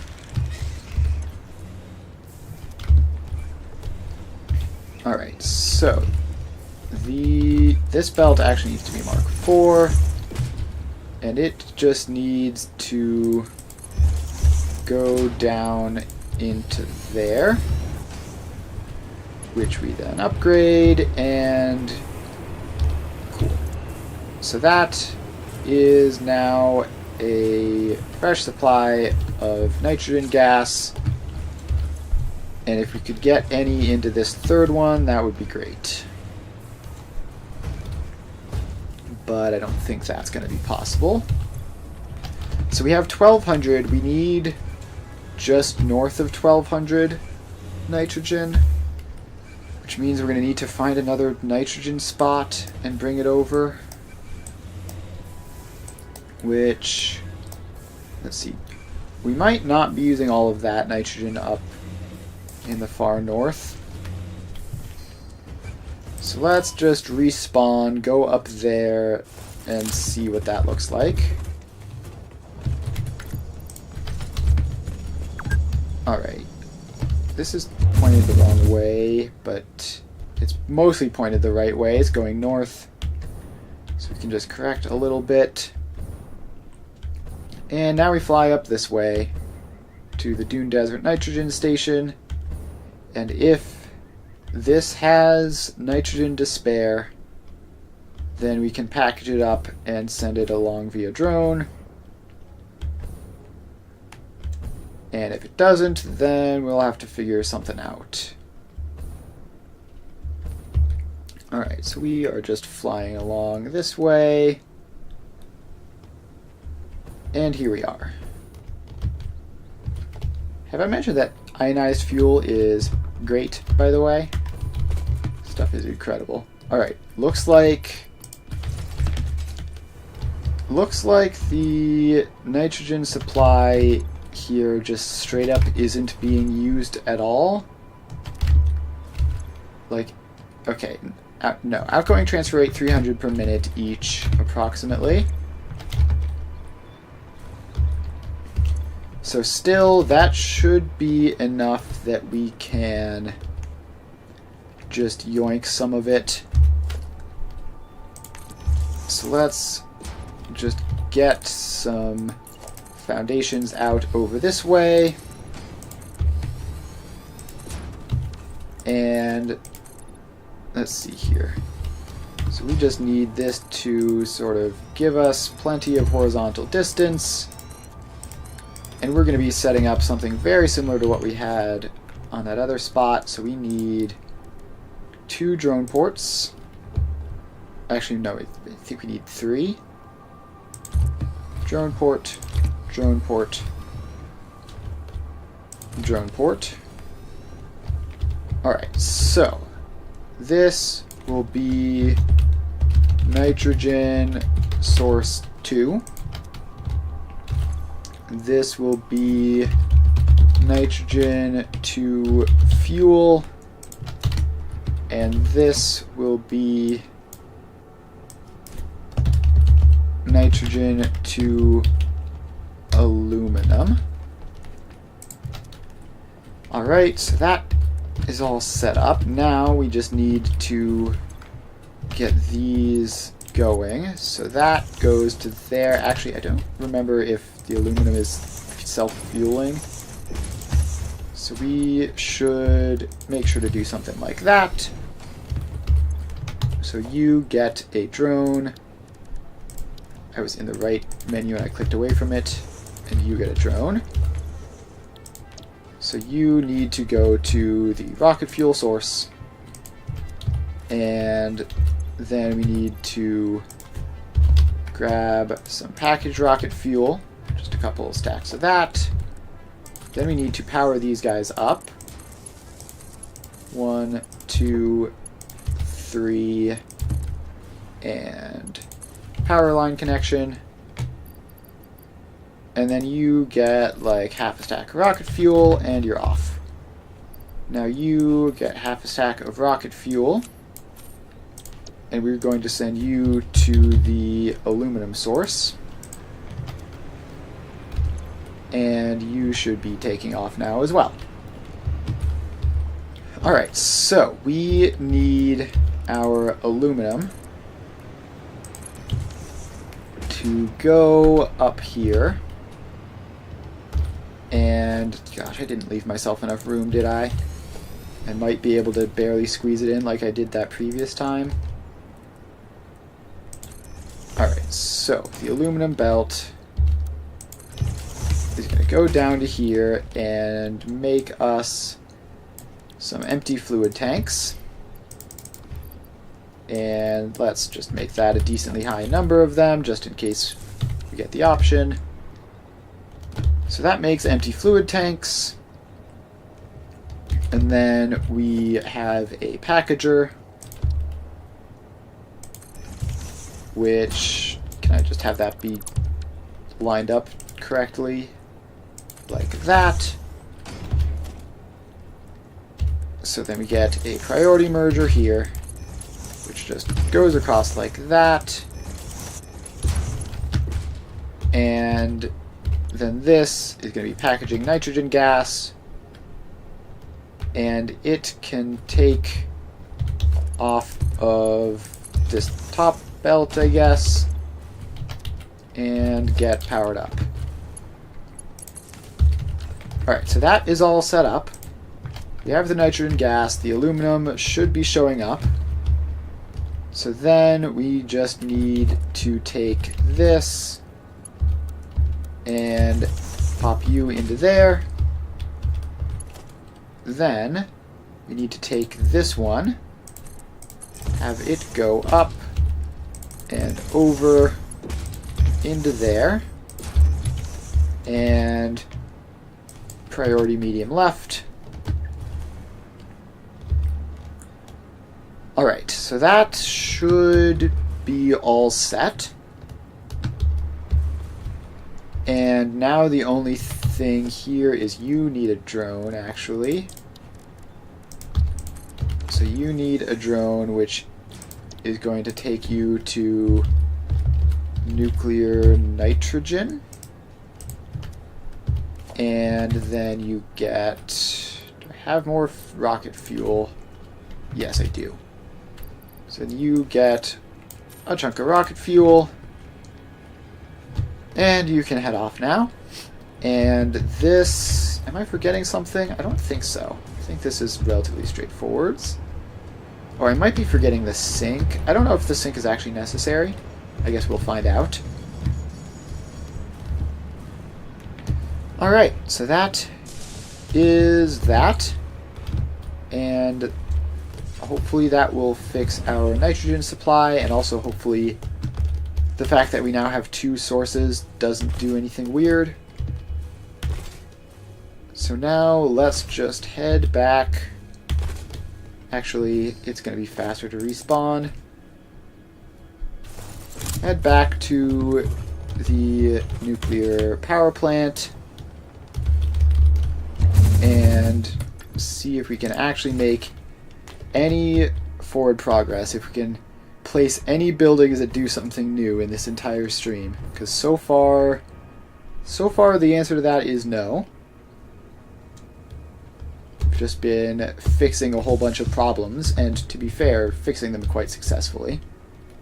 But I do want to do something new. Alright, so we're here. We were in the middle of this when I stopped last time.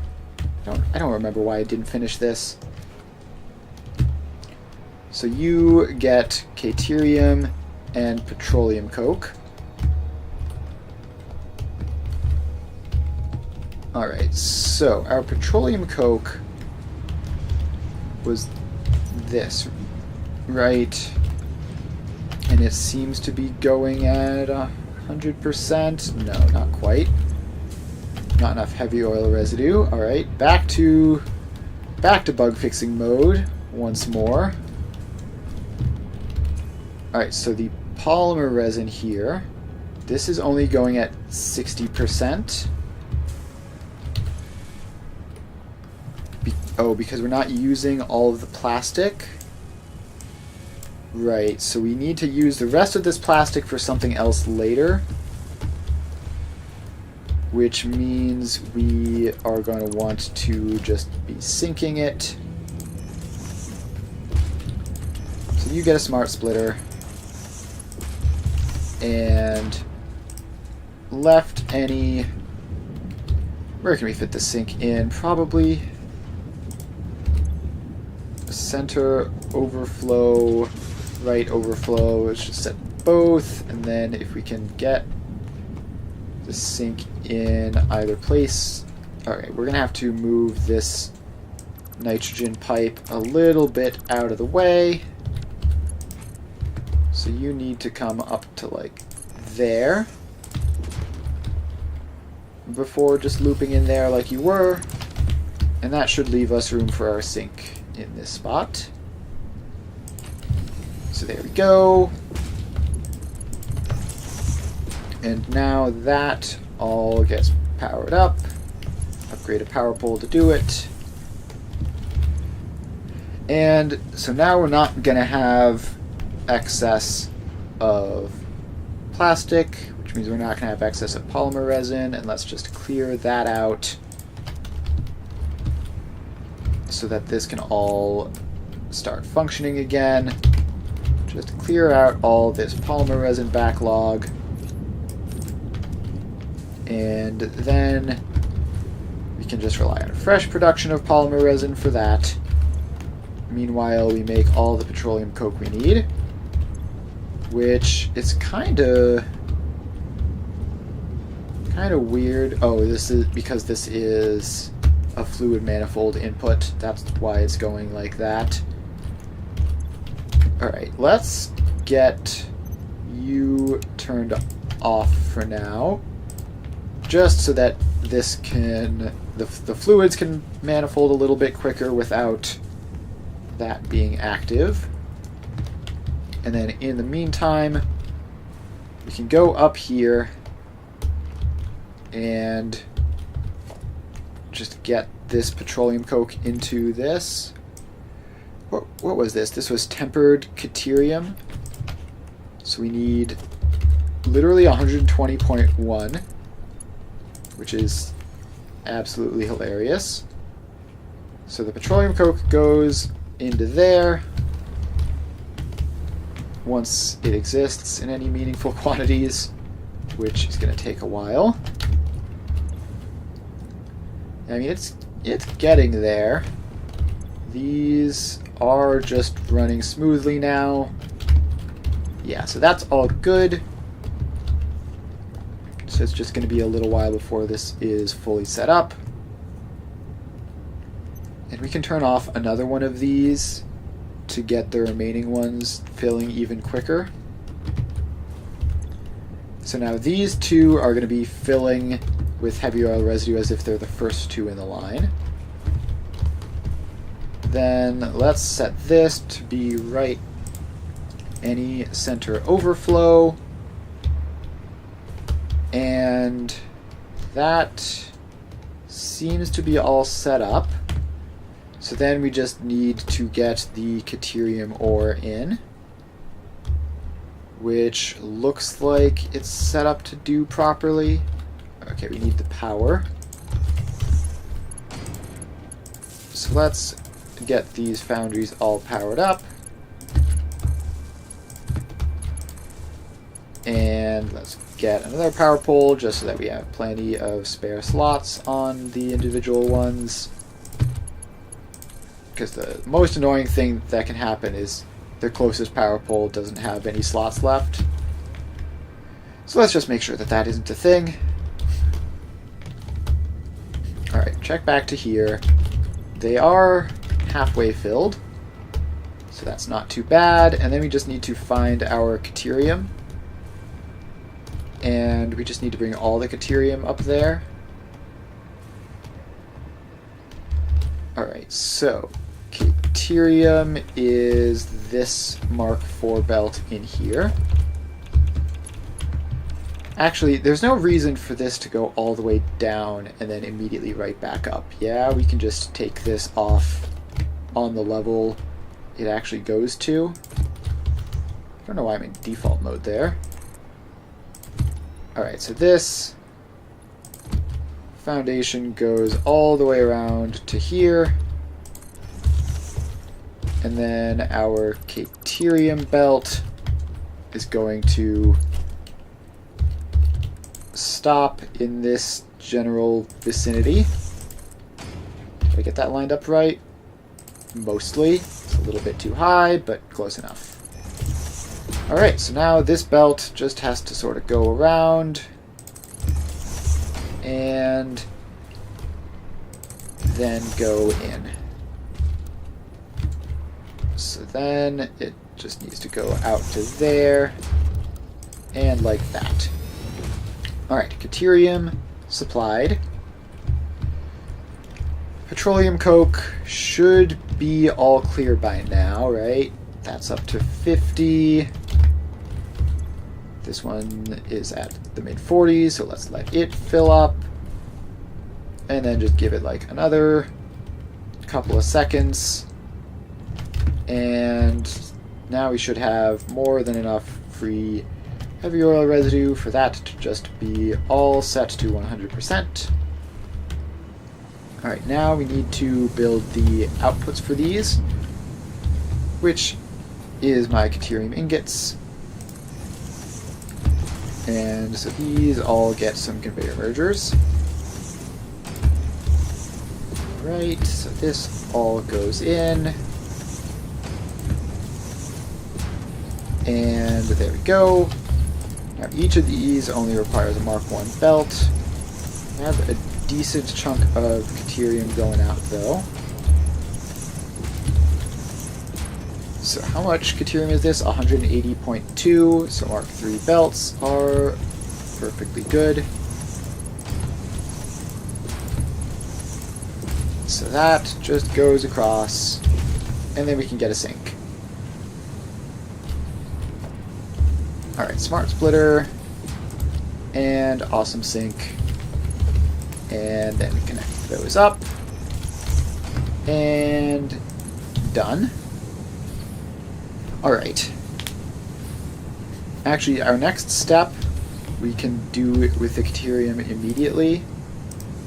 So let's do that next and make some quick wire.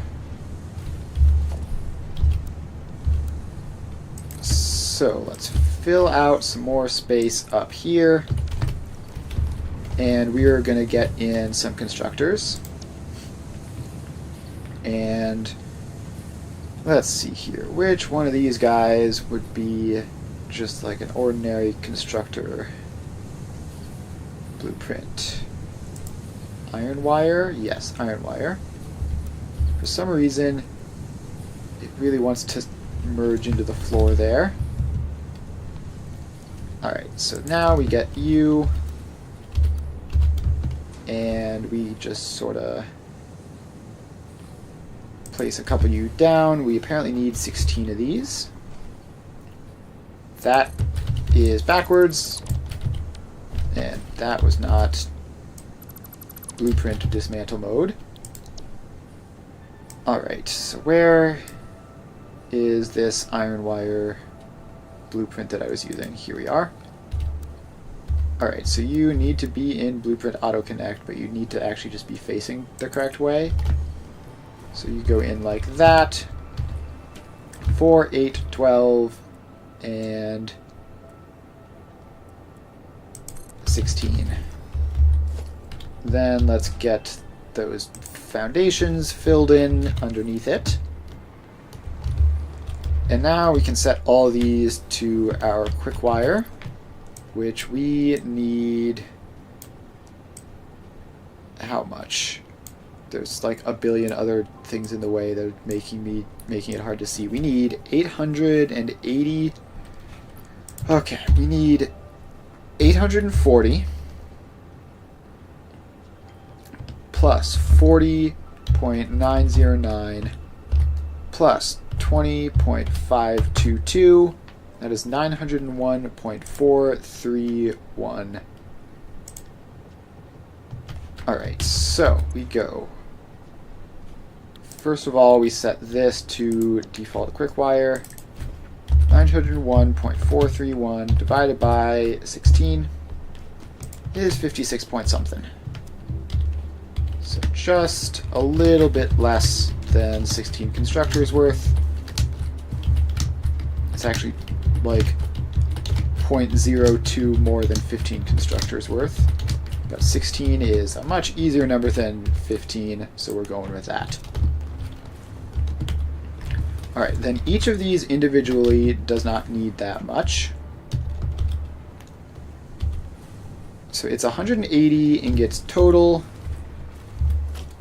So let's get the splitters in. And this batch is like 40-ish. So we can get Mark 1 belts to that row. And Mark 1 belts over to this row. So then these are going to be like, what, 90 each? So Mark 2s. And then we have a Mark 3 going back this way. There we are. And now we just have to get all of these guys powered up. And again, this is why it's always good to have plenty of free space on your power poles. Alright, that is that. And now we need to figure out how to merge up all this quick wire, because it's going to be, what, 901.4. So we want a batch of, if possible, let's see here, we want a batch of 840, which would be 780 plus 60, and then another 61-ish going some other direction. So let's get these set up. Okay, these are apparently Mark 5 belts. That's great. So these can all connect across first, and then we will figure out how to get 780 out of it. So we have 780 divided by 56.339. 780 divided by 56.339 is 13.8. So we need to get 14 of these together, and then one of them is optional. 2, 3, 4, 5, 6, 7, 8, 9, 10, 11, 12, 13. So this is the 14th. Okay, no, not dismantle mode blueprint. So we have to take you out, and you are going to be a smart splitter. We need to take you out. Okay, technically we could put another merger in between, but this makes more sense. So you get that. And then this all has to get connected up. And now this is going to be priority those two. And this is going to be left any right overflow. Alright, so that should be the splitting done correctly. Now we just get the sinks in to confirm that it works. Alright, so you get an awesome sink. And then this is Mark 5, so that it can be exactly 780, which is what we need. That goes forwards. And then the sink gets powered. And then we take the remainder of these guys, and they are going to go into another sink, which just goes out like that. Actually, let's get the smart splitter in first, obviously. There we go. Alright, so we're going to have to do a little bit more work when we want to go and actually use the quick wire, because we're going to need to take 60 off of this and merge it into that. But that shouldn't, I mean, that should be trivial. And then we're going to have to do some splitting on the other quick wire outputs, which I don't know how we're going to do that. We're going to have to figure that out at some point. But that is all set up. Now let's pop back down to here to see what's going on. Is this finally just backlogged because of the non-fissile uranium? Yeah. So that's what's going on now. So that's fine.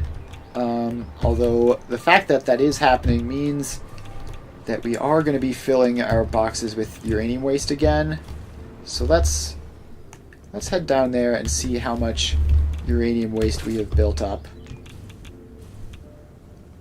Now, if I remember correctly, the first box is going to be mostly full. The last box will probably be mostly full, and then a lot of the ones in the middle will be empty because of just the weird way that I changed how the prioritization goes as I was building. Alright, so now we're in here. We have the first two boxes fully saturated. Alright. That's great news. The last two rows are not even done yet. So how close are you to being done? Pretty close. So the last row is pretty close to being done. The second to last row should be a little bit, like, marginally better, but probably not all that much. And then we have a bunch more rows in the middle, which should last ages. Alright, so yeah, we didn't do the math wrong when we calculated that this would give us like a day's worth of output. It does look correct. So now let's fly back away from all of that insane radiation. And let's figure out what the next step is going to be in our plutonium power plant. So we have our quick wire, so we can probably do some stuff with that. We also have, let's see, we have sulfuric acid, which apparently we're doing leached copper for some reason. So that we have copper ore, obviously, and we also have our sulfuric acid made. So the leached copper is exactly 2 refineries, and we can just overclock that down to be exactly 1 refinery. So this is our sulfuric acid, and yep, it's completely backlogged. So we don't need to worry about that. Then the copper is probably over here somewhere. Probably this belt. Yes, so this belt just needs to get out. And it just needs to be like a Mark II. Alright, so you curve out like that. Then you're going to go up and over that iron belt. And then down and under that water pipe. And out to, I guess this area is perfectly fine. So now we just get a refinery, which we're going to have facing this way, I guess. And you are going to be doing leached copper. And we need 220 of it. So we just overclock it like that. And copper ore, check. And sulfuric acid. We can just pull a branch off of this, probably. The sulfuric acid is 350 total, so yeah, that'll be fine. So this pipe just goes back this way and into that. And then we just power it up. Let's get another power line, because that one is starting to fill up. And so this should be providing us our 220 copper, which we can then just get into a sink somewhere. Alright, so that is space for the sink. Then the sink goes in, and we get smart splitter.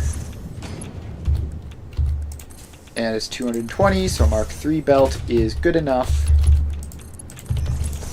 And that then gets powered up. Alright, copper ingots, check. Yet another thing done.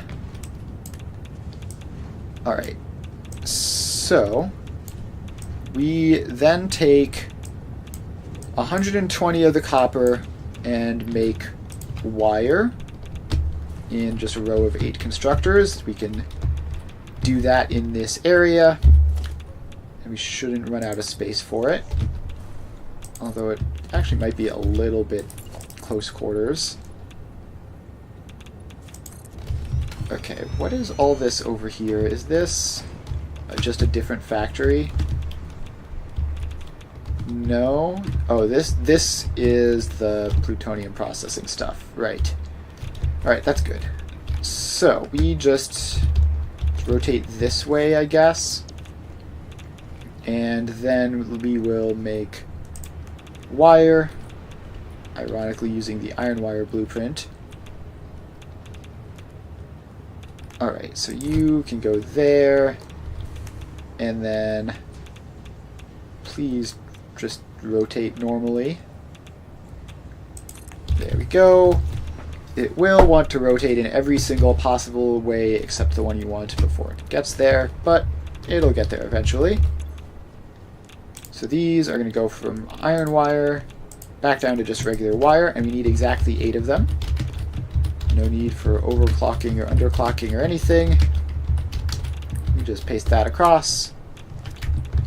And it's 120, which means it's 120 copper ore, so those two are Mark I belts, and this is a Mark II belt, which just sort of goes over here,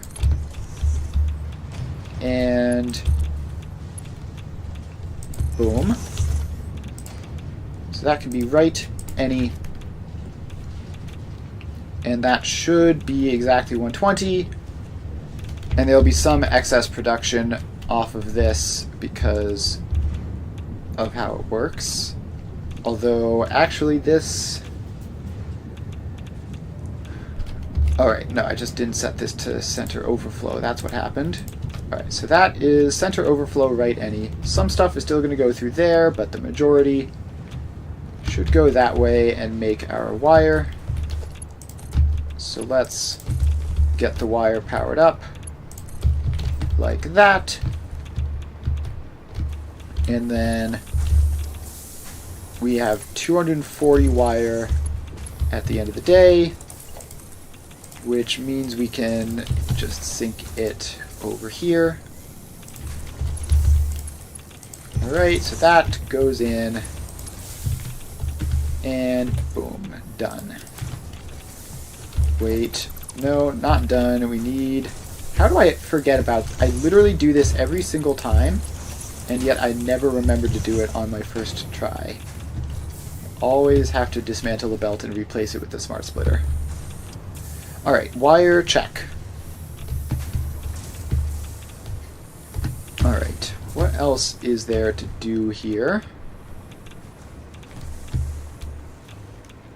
I'm gonna want to figure out if this whole thing boots back up if it isn't fully saturated, but it should, right? And we're probably not gonna have... Let's see, we have big surpluses of nitric acid in these machines, which theoretically should mean not much water in these machines. Okay, so that one is empty of water. Yes, so that looks good. So we'll have to see if this actually boots up properly, but it looks promising. So these machines should be able to start, and then they'll be pulling the nitric acid, and then the whole thing will eventually stabilize in. Alright. So that is all good. Just check the power situation. Power situation is looking great. Trains seem to be doing fine. There are a decent number of them out and about, but they all seem to be moving, so that's cool. Alright, yeah, I think we have a functional setup, more or less. So, what else can we do? Just one or two more production lines for the day. Alright, so we have our aluminum, which we want to make into all-clad casings and aluminum beams, apparently. So, for the all-clad casings, that's what we need the rest of the copper for. And then the aluminum beams are just going to be happening just immediately. Alright, so we have access to the aluminum right here. So let's do the same thing we did with the deuterium. So we're just going to chop that off. Bring this down to... Actually, what level do we want this on? Do we just want this on this sort of like mid-level up here? That seems like a reasonable spot for it. Alright, so we have the aluminum. And we just need to go over this way. And so we are by our copper supply, which is where we need to be. And then we need just one assembler of all-clad casings and just two assemblers of aluminum beams with some overclocking to make the numbers work. So let's build those in this general area and then get the aluminum there once they exist. Alright, power poles are too high in that spot. So we're going to have to fill in this area over here, which should be perfectly fine.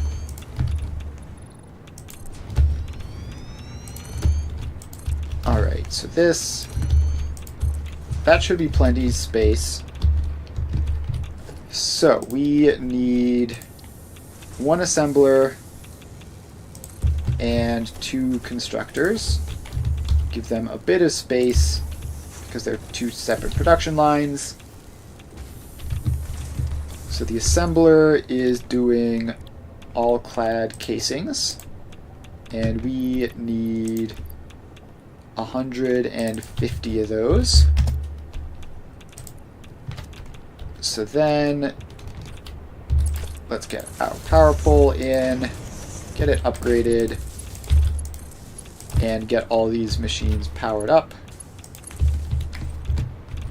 Alright, so then we just take the copper over this way, and we need, what, 100 copper for this? So this just goes around like that, and then we can just pop it up through a floor hole. So that is very straightforward. Alright, in we go. Copper supplied. Now we just have to get the aluminum, which we are going to need to do just a cheeky little bit of balancing for. Now where's our aluminum? Our aluminum belt is over here. Alright, so let's bring it over here around all that stuff. And now that we are in this general area, we need to split off 90 and 200. So that is actually, 90 is trivial to make. I think we just get, okay, let's see, we get a smart splitter. So you are gonna take 60. Then we get another smart splitter, and that is going to then split again. So this that bit can be running through. So you get 60. These two outputs can be 30 each. Then we get a merger where one of those goes back into the main line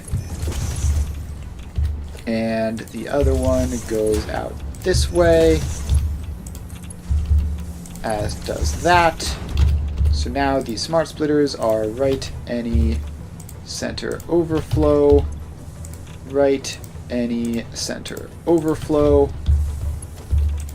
and then this should be 90, which we just need to actually get a splitter in for these. Bam, and there we go.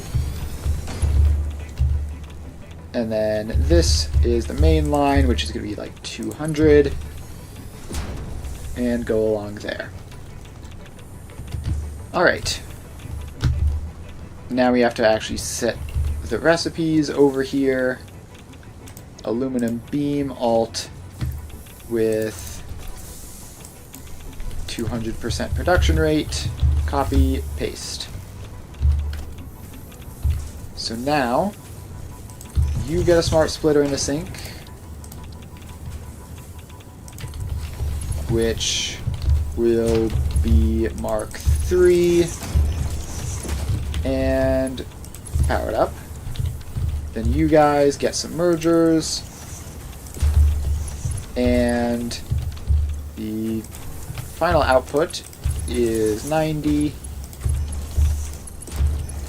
So you get a smart splitter and a sink like that. And then the sink gets powered, and we're all good to go. Now this isn't getting any copper because I didn't set this up correctly. Now we're gonna have to see if this even works. We might need to speed bit limit these guys more than they currently are. Or it might be fine. I mean, theoretically, right, if this was... Yeah, okay, actually we can fix this and make it definitely work. We set that to overflow. We take out the sink. And then on here we get another sink, which is set up the same way. So it's just over there and powered up. So that is right overflow and center any. Alright, so first that gets all that it needs, then this gets all that it needs, and then we sync whatever's remaining. Which should just work out to everything being exactly the correct numbers. And this can apparently be a Mark II belt, so let's just set that down. And set that down as well. So we have 120 going that way, 100 going this way. Now, why are we still sinking some? Did I get a Mark I belt in here somewhere? Yeah, I did. That lift. Alright, so now we should see nothing getting sunk out there, which is indeed what we see. And we did get a bit of a gap in there, which is what we would expect. And this side is staying completely stable, which is also correct. Alright, I think that is all functional. Alright, so we have our aluminum casings, we have our aluminum beams. Next up, we can add the rubber to the aluminum casings to make heat exchangers. So we have 150 rubber over here somewhere, because we're just importing that. So we need to take some of that rubber and make heat exchangers with it. But not all of it. Okay, so some of the rubber is going forwards this way to make rubber concrete. Alright, so we need to do a balancing job here. So we need to take 150 rubber off of this. So the rubber goes to 150, 133.3, and then two other absolute nightmares of numbers. I assume this is the 133 point something. Actually, I know what that should be, right? That should be for the rubber concrete? Yes. Alright, so we need to take 150 rubber out of this next, which is going to be a little bit tricky because of just the physical spacing of all of this. But if we just have this belt go up and over there, and we call that overflow. So then we bring this back down, and now we can do the balancing in here just to keep all the rubber balancing in the same general ballpark. So you are going to be another similar setup where you have a smart splitter behind you, which is going to be limiting how much we get. And then we have a priority merger followed by a smart splitter. So this is just going to go forwards a little bit. So this first smart splitter, actually, we only need the one smart splitter, right? We can just do this with what we have here. So let's get a little bit more space. Alright, so first we have this, which is going to split off 30 and send some of that back. Okay. Yes, so this gives us a belt of 30 here. And then we take a belt of 120 there, merge the two of them up, and we have 150 rubber. Alright, so we take that 150 rubber, and we need to bring it up to the aluminum casings, which are right over here. And then we can make some heat exchangers. Alright, so this goes forwards. And we're going to be making the heat exchangers. Let's go up a floor, maybe? Yeah, let's go up a floor. That's gonna be easier than doing all of this here. It's starting to get cramped on this first floor and a half. Actually, we have this floor up here. So let's just expand this floor out.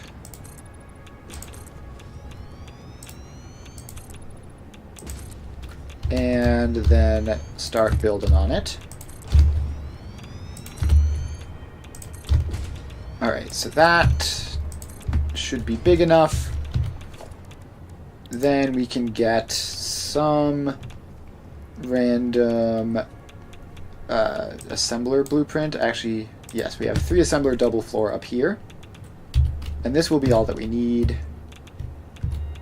So you go into there, and you take the heat exchanger alt. Alright, heat exchanger, there we are. And we need 50 total. So this is going to get some power shards to be 50 divided by 3. And then we paste those settings across. Alright, and now we just need to get the inputs up here. So that gets a floor hole, which is going to go down.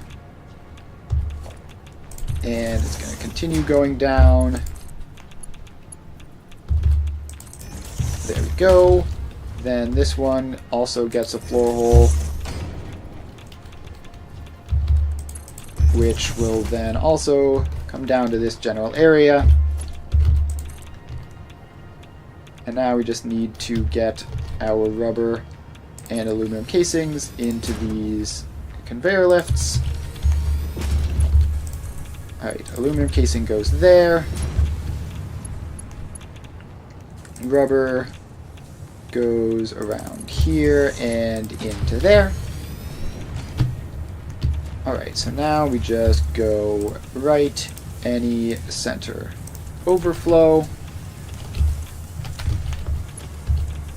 And that should be that.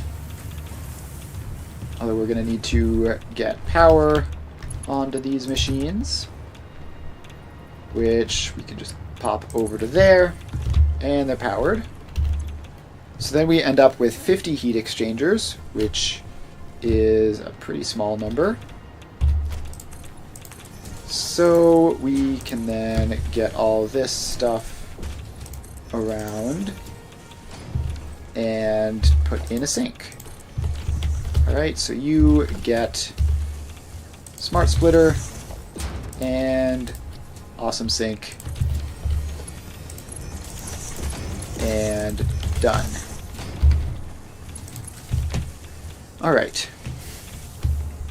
So heat sinks are being made, and they're going out 50 a minute. So, for the final production step to make plutonium fuel rods, we need encased plutonium cells, which we have.